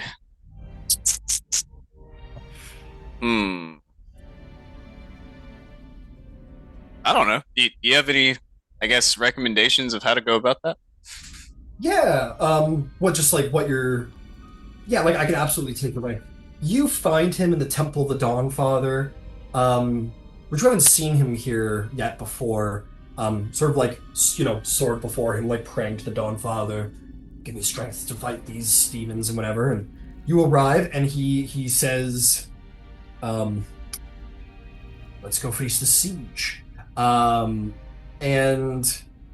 you guys go fight. It's worth saying here on day 5, the siege has recommenced, but this is much more like classical siege warfare, where it's not classical at all, actually. We've got on one side, half of the army is fiends, and they can't touch the wall. Many of them can fly, and they're making their way over, which is putting a strain on, ammunition needs, which suddenly is making clerics and arcanists a little bit more valuable. So there's, concern about that. People who have, like women who have to take care of their children, or men who have to take care of their children, whichever, they help the city by sitting around fletching arrows. And that's what some people do all day while they're watching their like 5-year-old, is they just spend the whole day fletching until their fingers bleed to supply the archers so they can just keep up with the siege. So yeah, basically the war has continued. Yasvarda is definitely like, he's still out there like taking command of things and squadrons and whatnot, but clearly he's on the front lines now. He's fighting on the front lines, much like the Great Khan is. And it's just taken to the field and is a lot more like do not despair, and a lot more things like that. And you and him together are a powerful inspirational force. And you find yourselves like fighting like along the wall and like traveling along the wall a lot. And maybe very quietly you're beginning to, I don't know, maybe it alludes to why he's done this, but at the very least, you two are doing Oath of Glory shit. Like you're making yourselves seen. You're making yourselves seen fighting big threats. You make yourself seen turning the tide. The two of you together. Yeah, go ahead. I wanted to say, at some point while we're, globe trotting around the walls of the city, I think being able to fly permanently, I think at some point, probably several points, things like fly over the wall, right? And then Zevriel kind of looks back, he flies, catches the combatants that are trying to get further into the city, and then I think at one point he just like stabs this one demon and just like rides it down all the way to the ground, and like lands amidst like these civilians or whatever.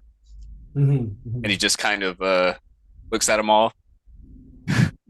He does and then flaps his wings, and then returns back up. Yeah, the two you two like really forge a bond on the battlefield. Like he is a capable paladin. He is a very capable paladin. He is an incredibly capable commander. Like there's a good reason he was made Dawn Marshal, and like when he's on the wall, he like still says like, send your troops that way, and he makes very good calls on the wall. Very capable commander. And between the two of you, like he is certainly stronger, a paladin. He's several levels ahead of you, and he's up there with the High Bearer of the Platinum Dragon. Like he's not riding around on a dragon, but he is a force to be reckoned with. But as far as like inspiration goes, it's hard to beat like a literal angel. So you two both bring a powerful presence to the battlefield in martial skill and in like a morale booster, easily. And there's a couple times where he saves your ass, and there's maybe one or because of the power level scaling, maybe there's even one time there where you save his ass. And in the end, you guys kind of leave the battlefield.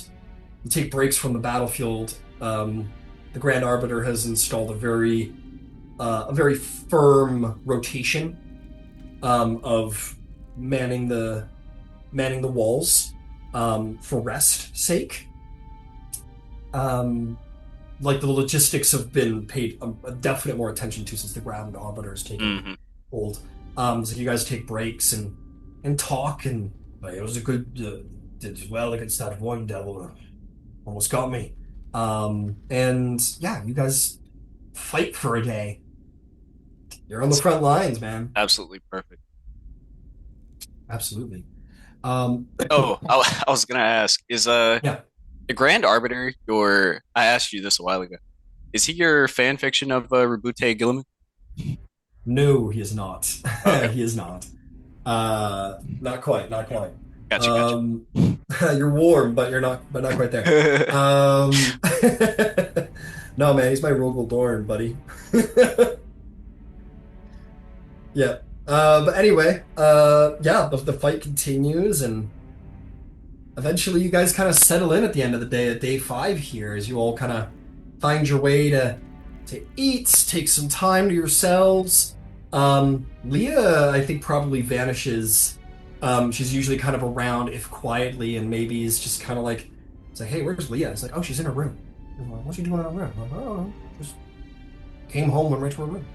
Um, yeah.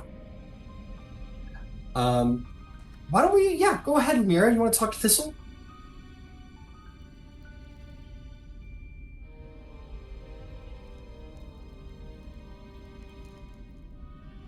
All right. She's like turned herself into like a house like keeper essentially. She does a lot of dusting. This place needs it too.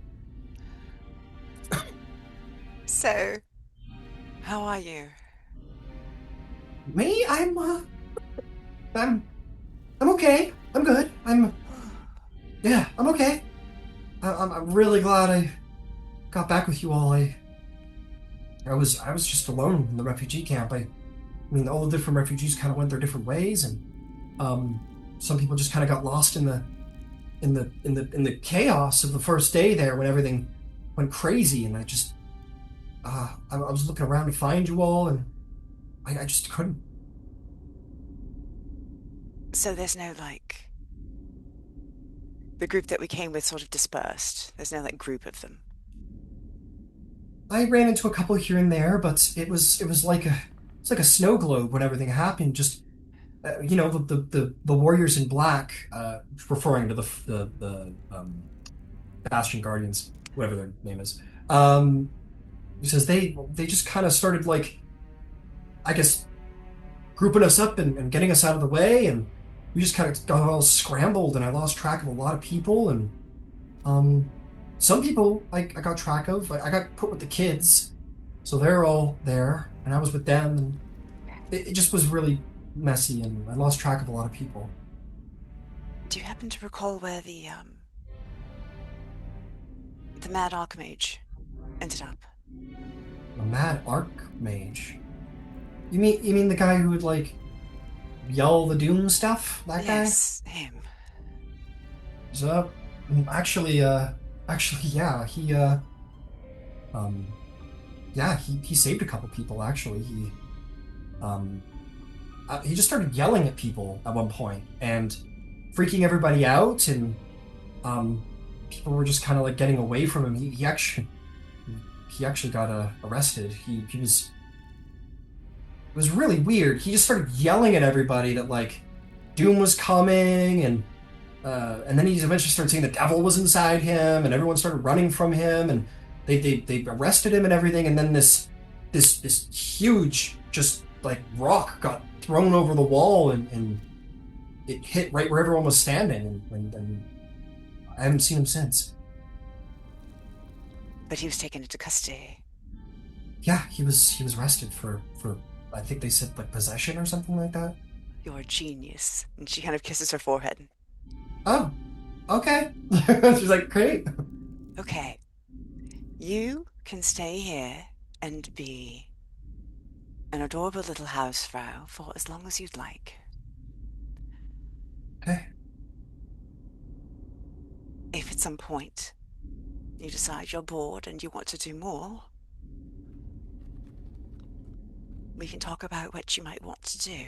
I don't know what hobbies you had or what things you enjoyed before all this happened. Hobbies. She goes, "Oh, I don't worry about me. I mean, It's just worry about you coming it's back every night." important. It's important. Um, okay, I'll think about it. I I'll think about it. It just seems Okay. so unimportant with everything going on. Joy is important when things are trying to steal it from you. But more importantly,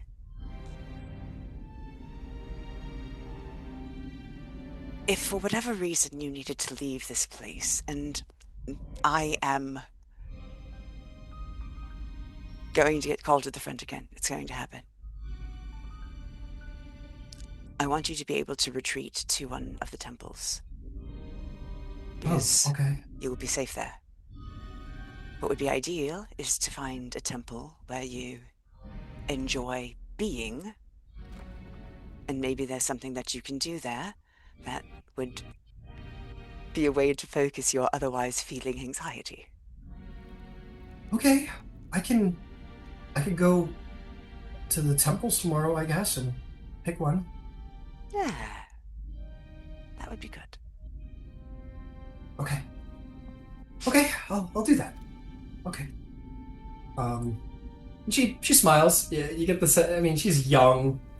You get the sense the idea of like finding joy right now is probably she probably thinks you're crazy for that one, but maybe she'll learn the wisdom of that later on. And yeah, she'll go check out the temples. Huh? All right, guys. Well done. Welcome to day 7. Things are going to get a little crazier.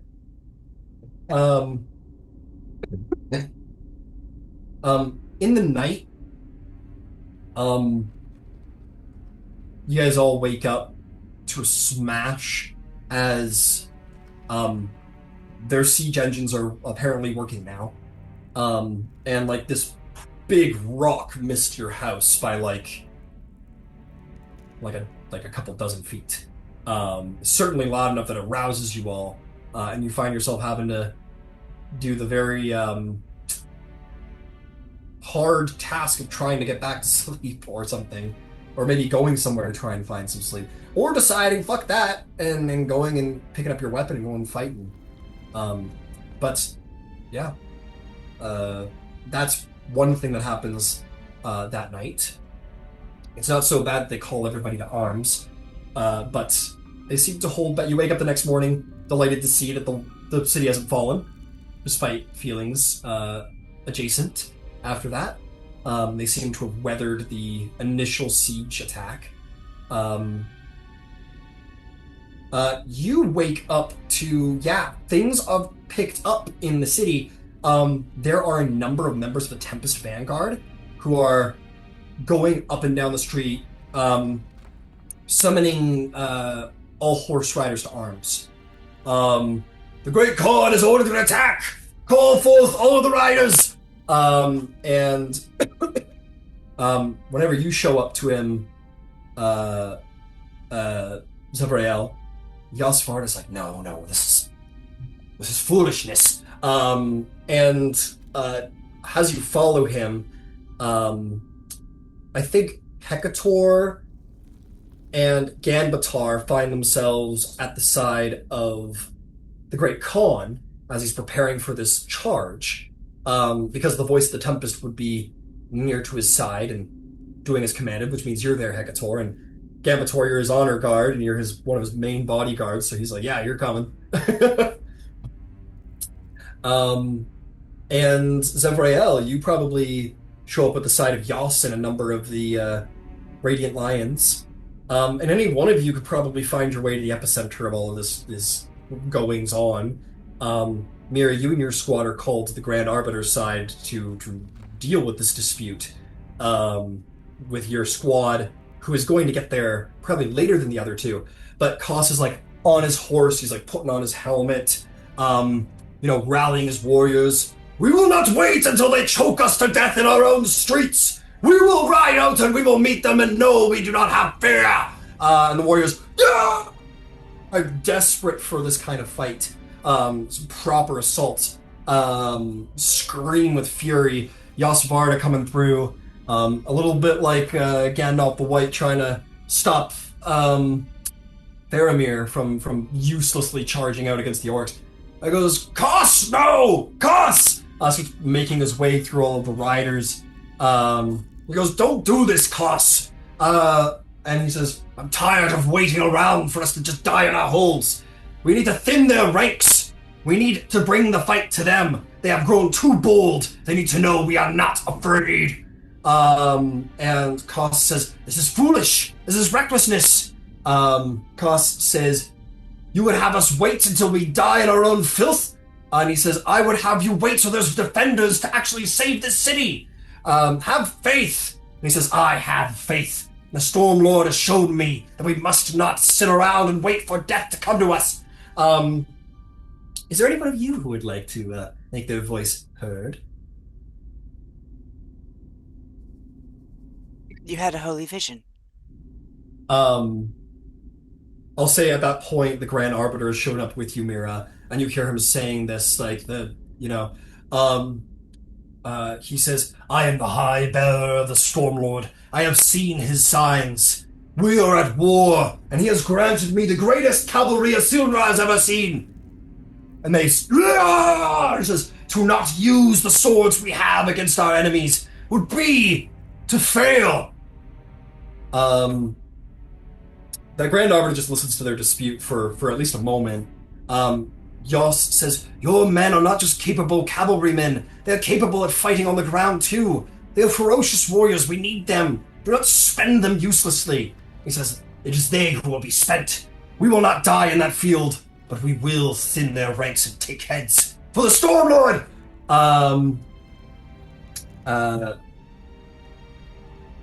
Anybody else? Anything they would like to say? If at all?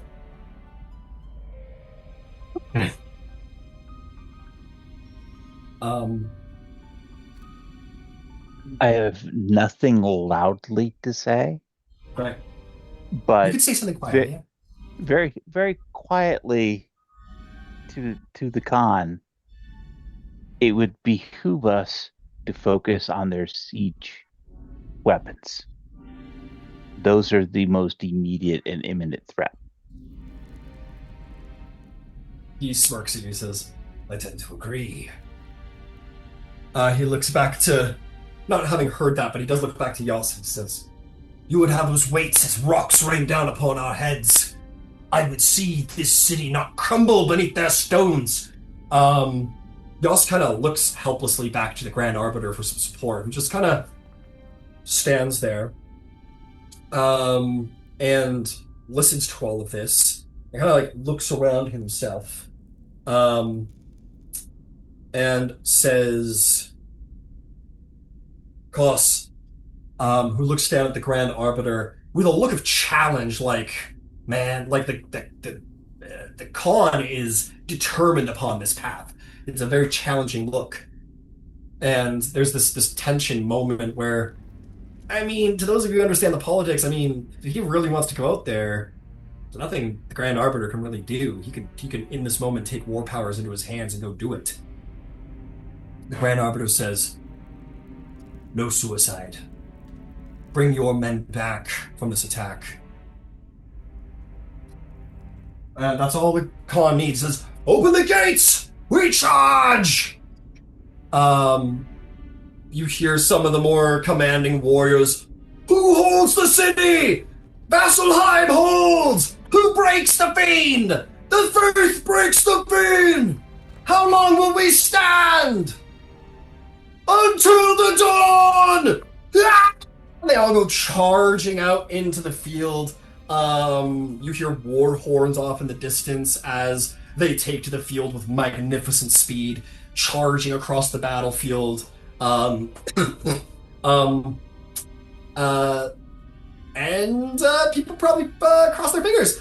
Ganbatar, you, my friend, are out there, right with the Khan as he rides in ferociously. A hail of arrows, not arrows actually, arrows. A hail of arrows definitely comes a number of flying fiendish minions come flying forth. Does a 19 hit you, Gavatar? Absolutely. And then a 10 does not hit, I assume. No. No. In the riding out, a hail of ammunition flies down. You are going to take 10 points of piercing damage as you catch an arrow in the shoulder. Some of the warriors are left behind, tumbling across the field, until you make their lines and just horse smashes Pike. Just absolute mayhem. You've probably done this before again, Tom. The Great Khan certainly would test his warriors against barbarians and other issues and so on. So you've been in a charge like this before. But you're a skirmisher. Why don't you tell me about how you fight? Or what you Uh, do? it's very much a case of, ahead of wherever the con is going. It's an archery screen to knock a hole for him to be able to do what it is that he does. Magnificent. Uh, you know, we are very much not the, you know, I can engage you in melee, but why would I?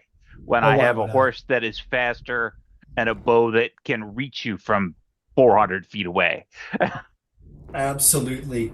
And the Khan directs his warriors to do just as you say. They smash into the front infantry line, which mainly consists of uh, warriors, like cultists, like proper, like humanoid cultists. Um, Devastates through their line, immediately like cutting through to like where the siege engines have been. Costs and many of them fulfilling their bloodlust. But the more precise warriors find their way over, probably dismount while a ring of just death and horses just encircling each siege one, just bows and shots, and some of them just jump off their horse and start slashing at ropes until and doing great damage to their siege engines and lighting fires and so on and so forth. I'm gonna do just a general roll for how well this goes. Gambitar. I'm gonna have you just roll a check for me. I need to get something out before we do that check. This is gonna be just like a general tactics, how it goes. So, one of you, there we go. We're gonna come up with your bonuses here. So, this force that comes in is not decayed, it's at full strength, so you're gonna get a +1 bonus for that. You are fighting an army that is certainly worn, if not injured. The Great Khan is an excellent tactician. That's going to be a +3 bonus, but it's the same. The best tacticians aren't out on the front right now, so they're going to take a 1, bringing them to 0. Experience level of your warriors. These warriors are the best of the best. You're going to get another +3 bonus for you and your allies charging in hot. Ooh, yeah, experience. There we go. These warriors are some pretty nasty fellas. They're going to get a bonus 2 +3. As for morale, your men's morale is through the roof. They've been dying for this fight. The bad guys' morale is going to be considered standard, so they're not going to gain any bonuses. Both of you guys are well supplied. Everyone's gaining a +5 bonus for that. 1, 2, 3, 4, 5, and that one is going to turn to 8. Excellent. Last thing to consider. They have magic on their side. You guys less so, because they're demons. So what they're going to do... one of this is a roll. They can remove one of the modifiers from your army group during office. they're going to add a D4 to their battle phase. Okay. Final additional bonuses. They are certainly going to receive a powerful dark blessing, bringing their total to 11. You guys are well blessed riding in with the Stormlord at your back. That's going to be 1, 2, 3.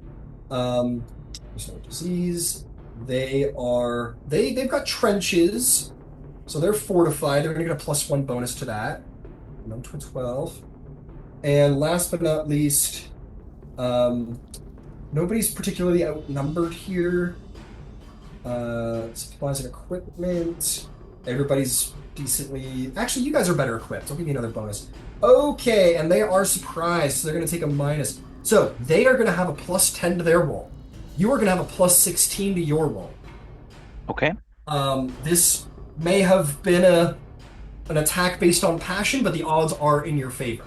I want you to roll me a d20 and add a +16 bonus to it.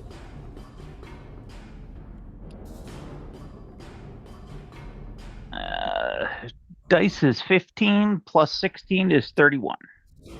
Woo! That's a great roll. Bad guys are going to use magic.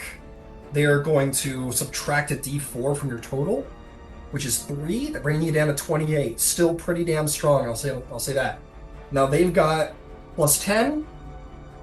They're going to roll. They need to do pretty damn good to meet you guys. They rolled a 14, bringing them to a 24. They were ready. They were prepared, but they were not ready. So while they are able to not get entirely devastated, the victory will go to you. You and your forces collide with the enemy, smashing into them. Absolutely a successful attack upon you guys. Okay. So that's the battle phase. Tactical burn, blah, blah, blah, blah. I want you to roll to see what their losses are. They're not gonna see. First and foremost, we're gonna see who runs away. That's my 4. Roll an 18, 110. On a fail save. Okay, they're gonna save. Their armies are not demoralized or retreat. But we are going to do a casualty thing now. You won the battle.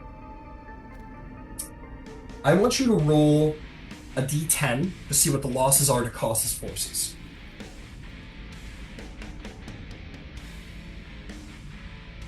That's a 9. A 9. That would be considered 9% of the Tempest Vanguard. That which came out here, about almost 1 in every 10 of them don't make it back alive. They almost lose a 10th of their forces. However, I would like you to roll me a d20 plus 9.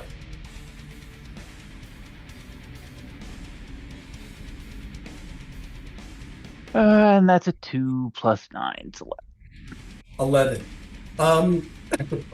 So it's going to be about even. They are going to lose like 11% of their forces. You guys have about equal losses coming out of that battle.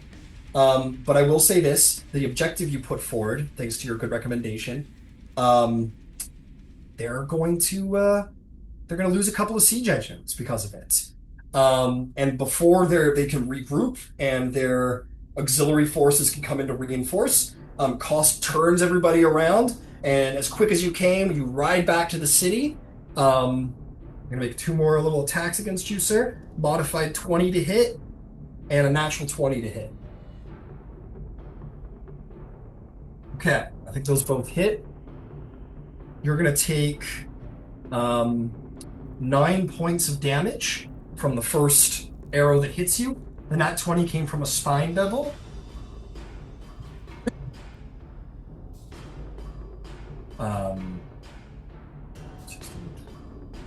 Woo!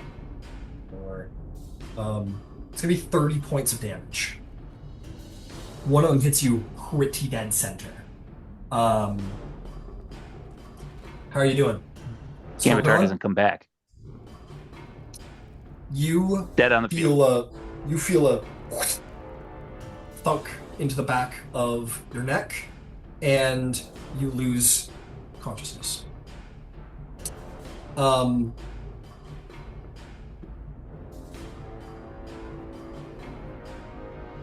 want you to roll me your death saves.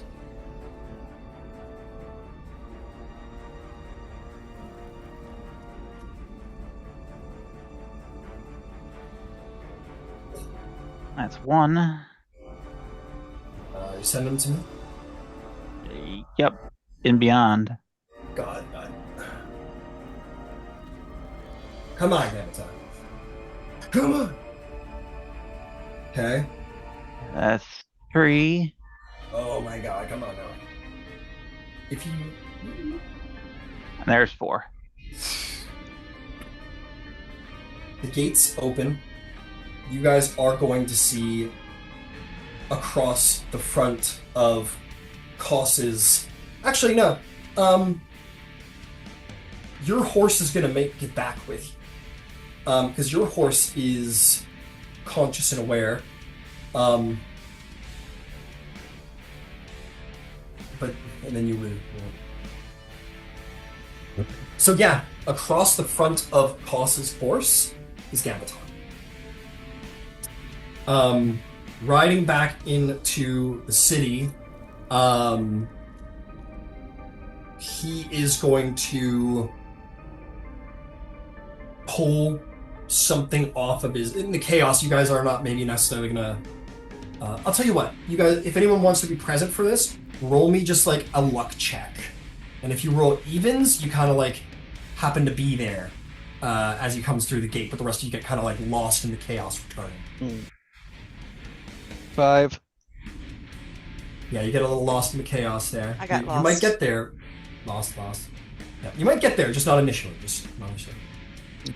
Leah got 4. Got it. 4, okay. Leah, you see this all happening. You see Gambatar come back, laid across the front of a horse. Arrow, like a devil's spine, like the spine devils you fought, sticking out of the nape of his neck, and like an arrow out of the back of his shoulder and an arrow out of his back again. Yeah, you see this. The Khan like rips up some kind of like something that's like pretty well fastened to his belt, like intensely fastened, by chain, in fact. And he like undoes his belt and rips it off, and calls out for a cleric, and like throws it at them. And says, "Bring this one back now!" And gets off with Gambatar. You see he's gone. And this cleric of the Stormlord is going to run over, sort of snapping whatever he was thrown by the Khan, and just pours diamond dust over the top of Gambatar, so near attempt to revivify.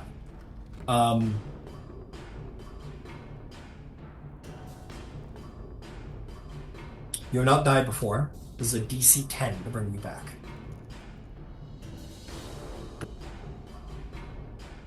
Roll a 16 on the dice. As that arrow hit you, Gambatar, you saw, maybe just for a flash of a second, maybe for a shadow of a second, there was a raven. And you knew your time had come. I want you to tell me about your experience after you died. The Raven Queen surely would ferry you onward, and maybe that's significant to you.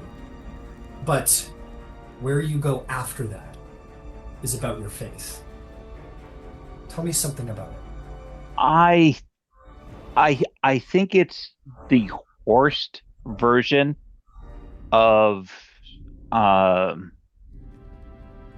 the end scene from Gladiator, where he's passing on and he's walking through the golden fields, and he just reaches out his hand, and just at the distance you can see the place where his murdered wife and son are waiting for him to come home.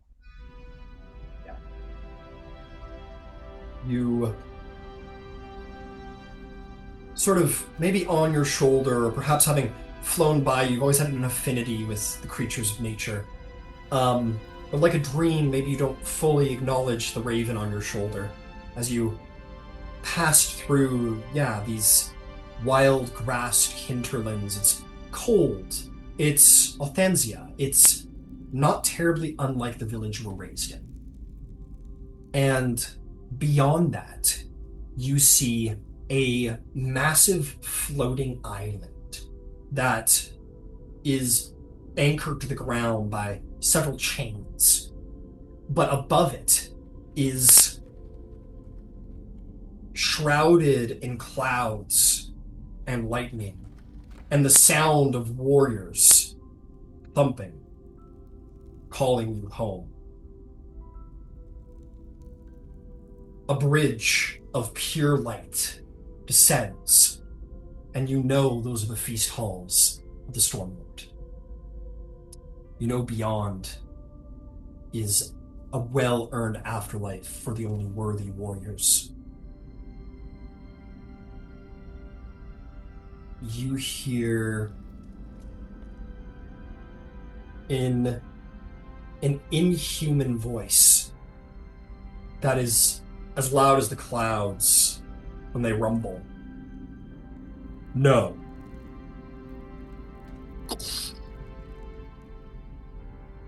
The bridge fades.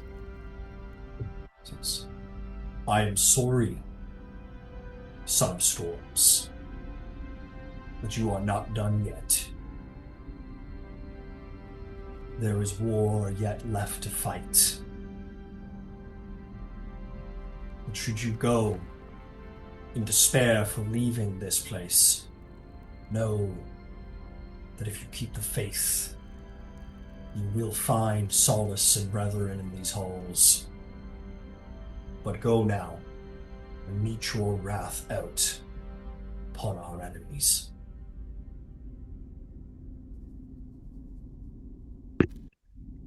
Very much so, kind of reaching out for him. The storm, this magnificent bearded giant in the sky, larger than the mountain itself upon this island, casts you back down to the realm of mortals. I'd like you to make me a wisdom saving throw.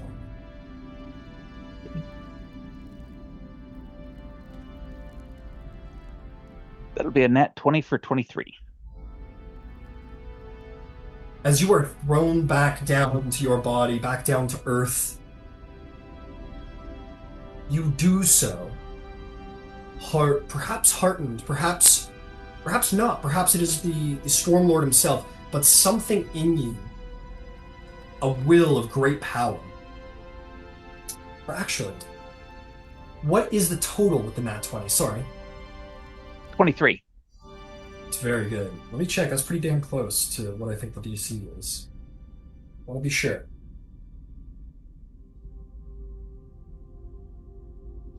That is the DC. You go back to war, and you go back pure, your soul untainted by the travel to and from the land of Ysgard. And you return to your body as if you had only lost consciousness. And you come back feeling the hard stone on your side. You feel the pain in the nape of your neck. Those arrows and things have been pulled from you while you were out, but you feel the pain of that nonetheless. Your shoulder hurts on the side of the stone where you were put down. And as you return to consciousness, you look around to see Leah, the great Khan, and a cleric of the Stormlord. As you open your eyes, you see that Khan definitely hangs his head in relief. At which point all of you may now approach, as this is quite a scene that has been made. But as you come to Gambatar, you see the rest of the party rushing over. And the Khan will simply say, Speak, Gambatar. Sorry, my Khan. I was too slow.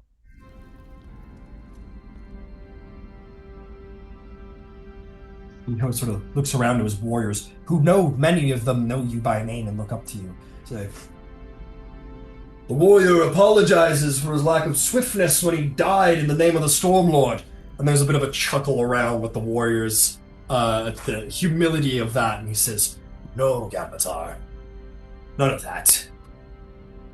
You've come back. We're not done with you yet."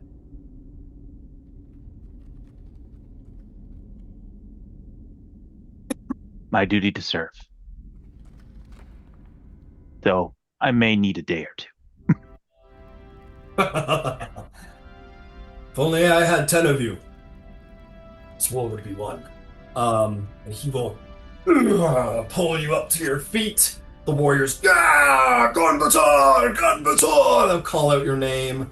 And at that point, he also just addresses warriors and says, "Let this day be a victory! We have spat in the eye of the Lord of Hells!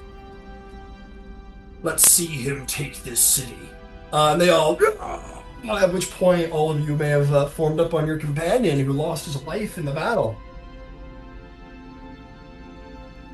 Lemira's gonna, like, distance cast a healing so you can have the healing, but you're not crowded by her presence. I'll tell you how many hit points you get.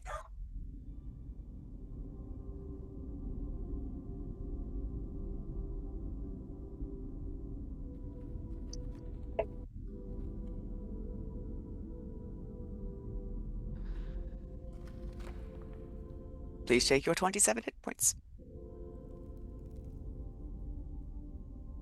Nice.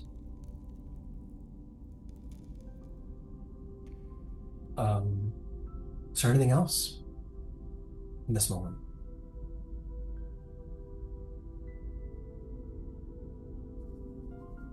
Yeah, I mean, Leah will say, oh, Gambatar, welcome back. I'm so glad you're okay. You're looking a lot better now. I will be. It was a disgraceful day. And he's just going to lean on the saddle and walk very slowly. Yeah. Not hardly disgraceful though. That was, I mean, one of the bravest things I've ever seen. Riding out there like that, facing the demon army. I consider me impressed. Yeah, get some rest and yeah, I'm glad you're back. Thank you.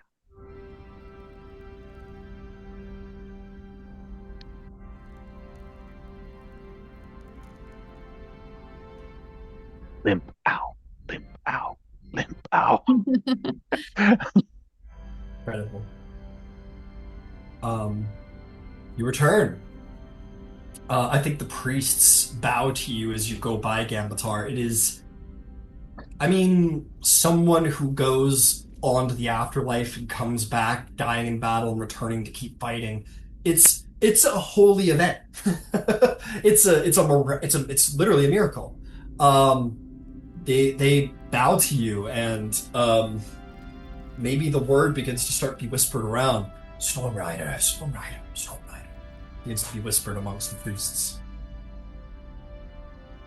You make your way through. You find yourself to a semi-comfortable bed and call it a day. Probably. Yeah, I'm like, done get for out the of here. day. This was Yeah. enough. It's like, get out of here, you madman. You absolute fucking fiend. Sends you on your way, sir. Absolutely. That will be the major event of today, of day 7. Is there anything roleplay, otherwise, anyone wants to accomplish here after the daring charge of the Great Khan and Gambatar, the Storm Rider? I just realized I was muted. I was gonna ask if Gambatar would accept my healing. If you're gonna walk beside him, absolutely. Okay. He'll like take one of your arms and put it over. And while he does that, he'll do healing hands.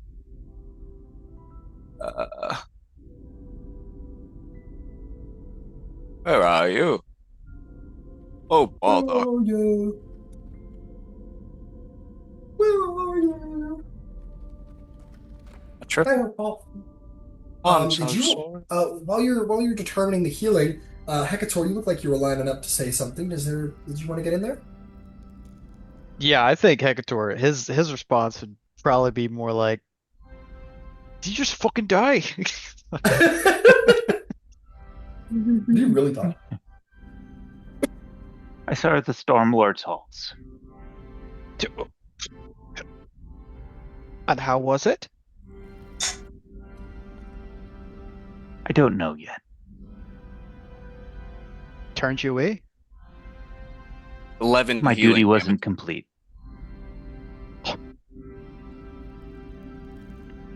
One of the priests goes, "That's so radical." Right, well, we'll have to make sure you don't get shot anymore. Maybe some neck armor. I just need to be faster. I will be next time. Shite. Yeah, Avatar's hard as hell, dude. He's a pretty hardcore fella. Gets Oh. shot to death in the line of duty. He's like, "No, it was my fault. I wasn't fast enough." It's like, oh my god. That's 11 healing Gambatar, and he'll say, "Can you be faster than an arrow?" Oh, hey. Yeah. It was a question. No, hey, as Hecator says that, you have a little flashback, Zevrael. I think he's done it before. You recall Hecator catching an arrow in at least one fight you've been in with him. That is true. Hector is a freak of nature, though, Boy. in a good way. A good way, granted. Says the fucking angel baby. I am nature. Iota's like, "I can't believe he fucking died. That's crazy." Right? Oh my! We're gonna have a talk. No, Oh, we're gonna have a talk. oh, I thought I'd try it. You're going into the bottle. No, the bottle, no! Well, you guys walk by and see Iota in a bottle. I'm on timeout. Occasionally, just trying out new swear words. Okay. Day keeps going. As the day progresses, the heralds begin to use this event as a source of inspiration, and it's a morale filling one where the heralds say, "Look to the storm rider Ganbatov, who charged the field of battle beside his great Khan. He lost his life in the battle. He met his god, and the storm lord spat him back out to us. Well, the Storm Lord does not want warriors in his hall. He wants them here. He wants them fighting. He wants them mighty. And only once your duty is done, only once this city has seen its end and has seen itself free, will you meet your lord. For he does not want warriors in his hall. He wants this war won. God is with us." And people, it's a huge morale boost. Yamatar being sort of the source of this, sort of sign from God, essentially, which they basically take it as the Storm Lord doesn't want you right now. So you better stay alive and you better win. Get back to work. Basically, and the Warriors love it. They're like, "Fuck yeah." It's definitely a rallying call. The Storm Rider.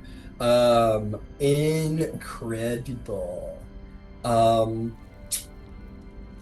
Is there anything else anyone wants to do today, or shall we get on to day 7 of the siege? Or sorry, day 8 of the siege. Oh, get on with it! Oh, get on with it! Alright, another long rest is had. Bringing it back around to you, Mira, and your little investigation. Something is learned about fingerprints. It, of course, is Thorn, the half-orc woman. She says, "Yeah, I got some of them. These tieflings. They've been... I guess I'm dubbing them tieflings. I don't know why that makes any sense or has anything to do with what they are, but I'm calling them tieflings. Anyway, these tieflings, I got a lead on them, and I think they might be related to this fingerprints business. I think they may have infiltrated some of the logistical lines, the refugees, supply routes throughout the city. I think they're. I can't be for sure, but I might have caught one or two in the working as serfs, supplying things. I don't know what they're up to. Maybe they're planning to steal provisions or something like that. I don't know. They're part of. I've spotted like a couple of them. I can lead you guys to them if we want to take them in. I don't want them. If we take them in immediately, they're going to know we're looking for them. They'll relocate. The dwarf says, "Aye, but if we don't do something, they might they might cause harm to the city. Every moment we wait, it's another opportunity they have to hurt us." I'd like to infiltrate them. Infiltrate them? None of your people are particularly interested in infiltrating evil. Sergeant says, infiltrate them. I mean, that's. Well, why don't we round up who we have quietly, round up who we find quietly, and interrogate them and have them lead us to the rest?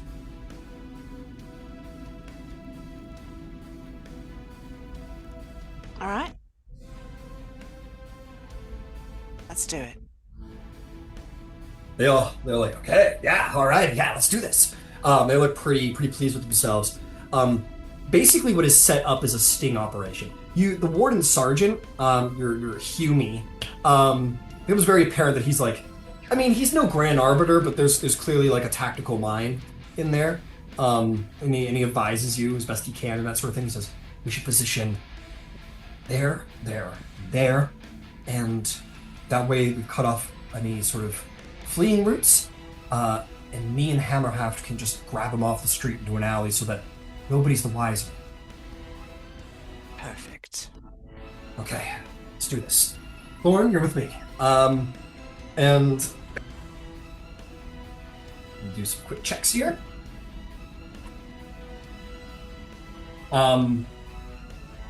Success. You watch from a high window as your squad gets into positions. Everyone's sort of, getting ready. You have your Arcanist who's ready to contain if things get blown out of control. Thorn and Hammerhaft prepare to sort of like snatch him off the street. And the sergeant's kind of in the middle of the center to kind of like give eyes and nods and whatnot. And Lias is like with you, I'm gonna say. And he kind of like looks up to you. You give the nod. Gives the nod down the alley. And while the guy's like this person who's like thickly, like weirdly hooded, like really thickly hooded, making their way along and seems to be like kind of, I don't know, solitarily like, honestly, probably going to use the bathroom. That's probably the best way to happen it. Because back then it was the alley, man. That's kind of what it was. So goes towards the alley, and as he sort of steps there, you just see a couple hands come out and drag him off the street. No one seems to really know. I'll say like, nah, nobody knows. In which we yet again, water hits the face of this individual, who is. You pull back his hood, and this like kind of thin guy has like a regular humanoid body. He has little nubs like right at the hairline where it looks like he might have like had horns and maybe snapped them off or filed them down or something like that, so that he could wear a hood. But his skin is like a deep like purple, almost red. He has like slick black, like oily hair. And as he as the water hits him, bit of a black eye again. Hammerhaft just kind of strikes at you, and he kind of like opens his mouth, and you see he's got a forked tongue, and he has yellow eyes with slits. Hammerhaft looks pissed, like he wish he did worse to him. He goes, Fucking devils in our city. Person looks around, and you see immediate fear creep over this individual. Uh, oh no. I. He just sits quietly and terrified.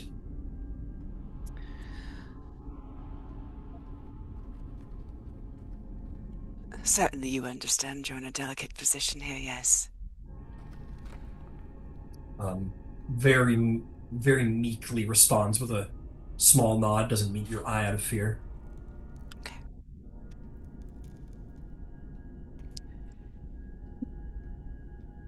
It is not mine to do damage needlessly. I am, however, in a city under siege. So you can understand why someone who is perhaps not local to the city, who does bear something of a resemblance to the people who are throwing rocks at us.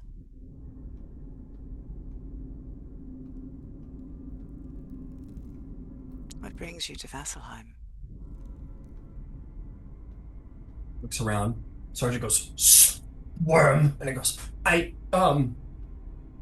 was born and raised here. In the, in the back alleys.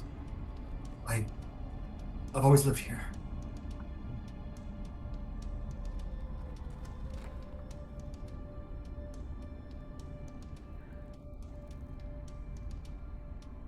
You have to understand.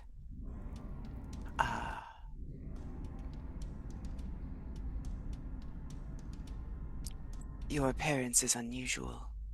I assume your parents would be similar in aspect.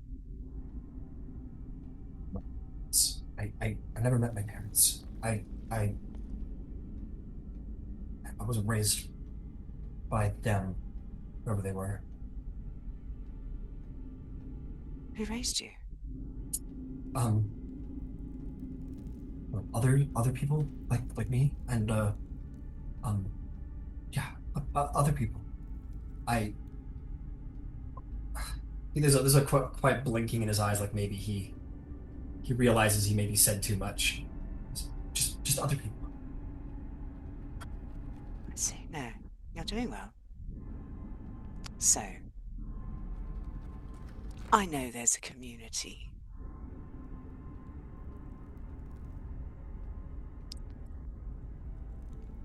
And I understand that they're not always necessarily treated well. Now, what I need to know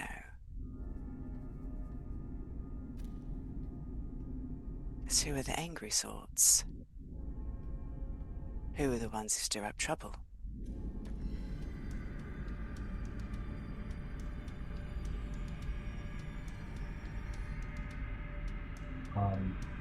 He's just kind of quiet.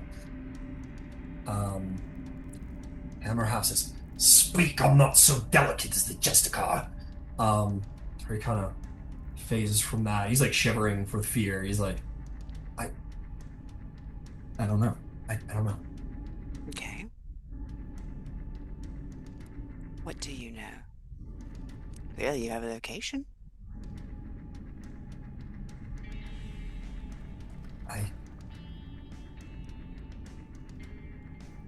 I don't know what you're talking about. Yes. I would rather this not be unpleasant, but I am pressed for time. I don't think you understand. I can heal you. And so this could go on for a very long time.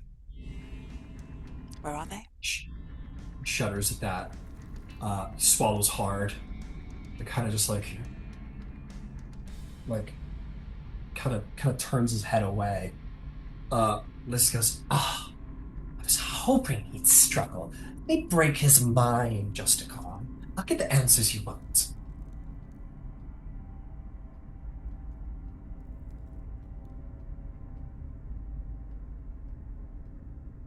Arathis is interested in justice. Let us be mindful. He is not evil because he looks different. He is evil based on his actions. He has spoken nothing of doing direct harm. So before we go and break him and create a situation where we are inviting more indelicate feelings that the dark side can feast upon, let us see if I can persuade him. Liz stands boredly against the wall. I know. And it's definitely like a cop act situation, right? She's not actually mad at you. But she steps back. She's like, "Oh, but I'm here and I'm waiting." Um, the tiefling remains silent. We serve a law. We serve a goddess of justice and of law.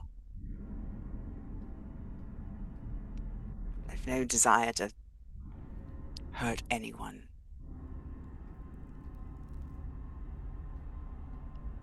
But I know because of someone who was involved that there are a group of you who look after each other. And that at least some of them are involved with the betrayers. Now, I don't think it's you.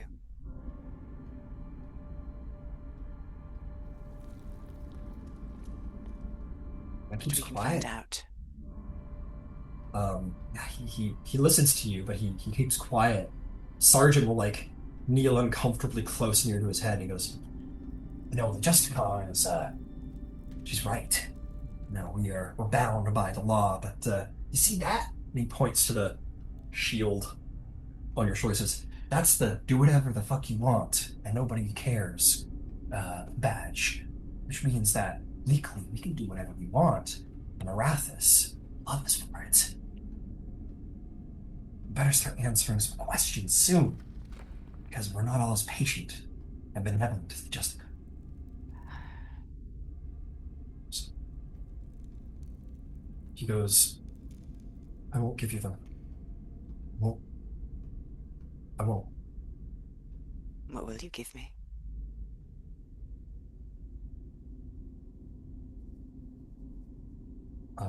Looks almost confused by the question. Like he's trying to find an answer for you. He kind of looks up and goes, "He's just trying to help." Who? Everyone. The sergeant like grabs him by the face like that, and says, "Your kind aren't capable of good, boy." Who is just trying to help? The community. He kind of looks over at you and he just says, "I was just trying to help."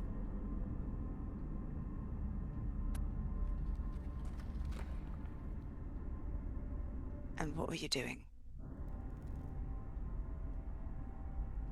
Moving food crates. From where to where?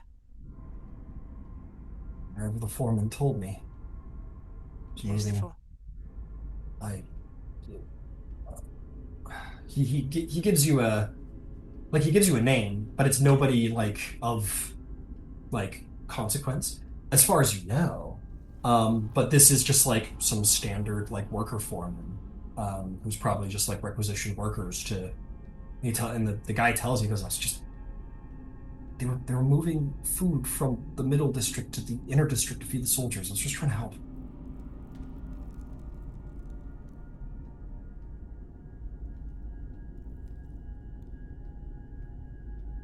I see. Liz, oh, go ahead, please. No, go ahead. Liz? Liz will say, "We don't believe you. The Lord of Hells is very devious. If you think to prey upon our compassion and goodness, you will find that you will fail." And the guy kind of shudders again.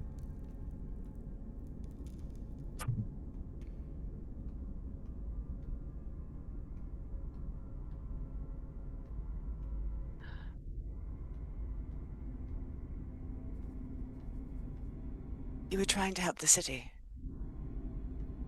Just trying to help. Like, Help who? the city, the city, the people, whoever I can. I just, Okay. there's been so much death and fighting. Can't stand it. I have to do something. Even if it's just moving food around. Do you serve a god at all? He very, very quietly shakes his head no. Why not?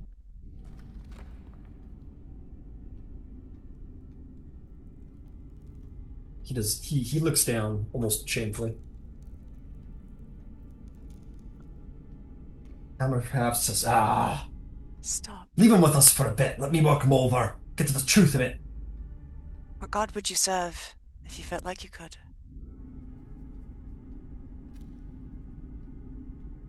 I don't know.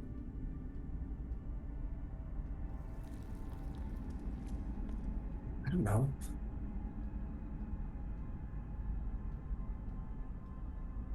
I'm going to incarcerate you over the night. I need to go to the jail anyway.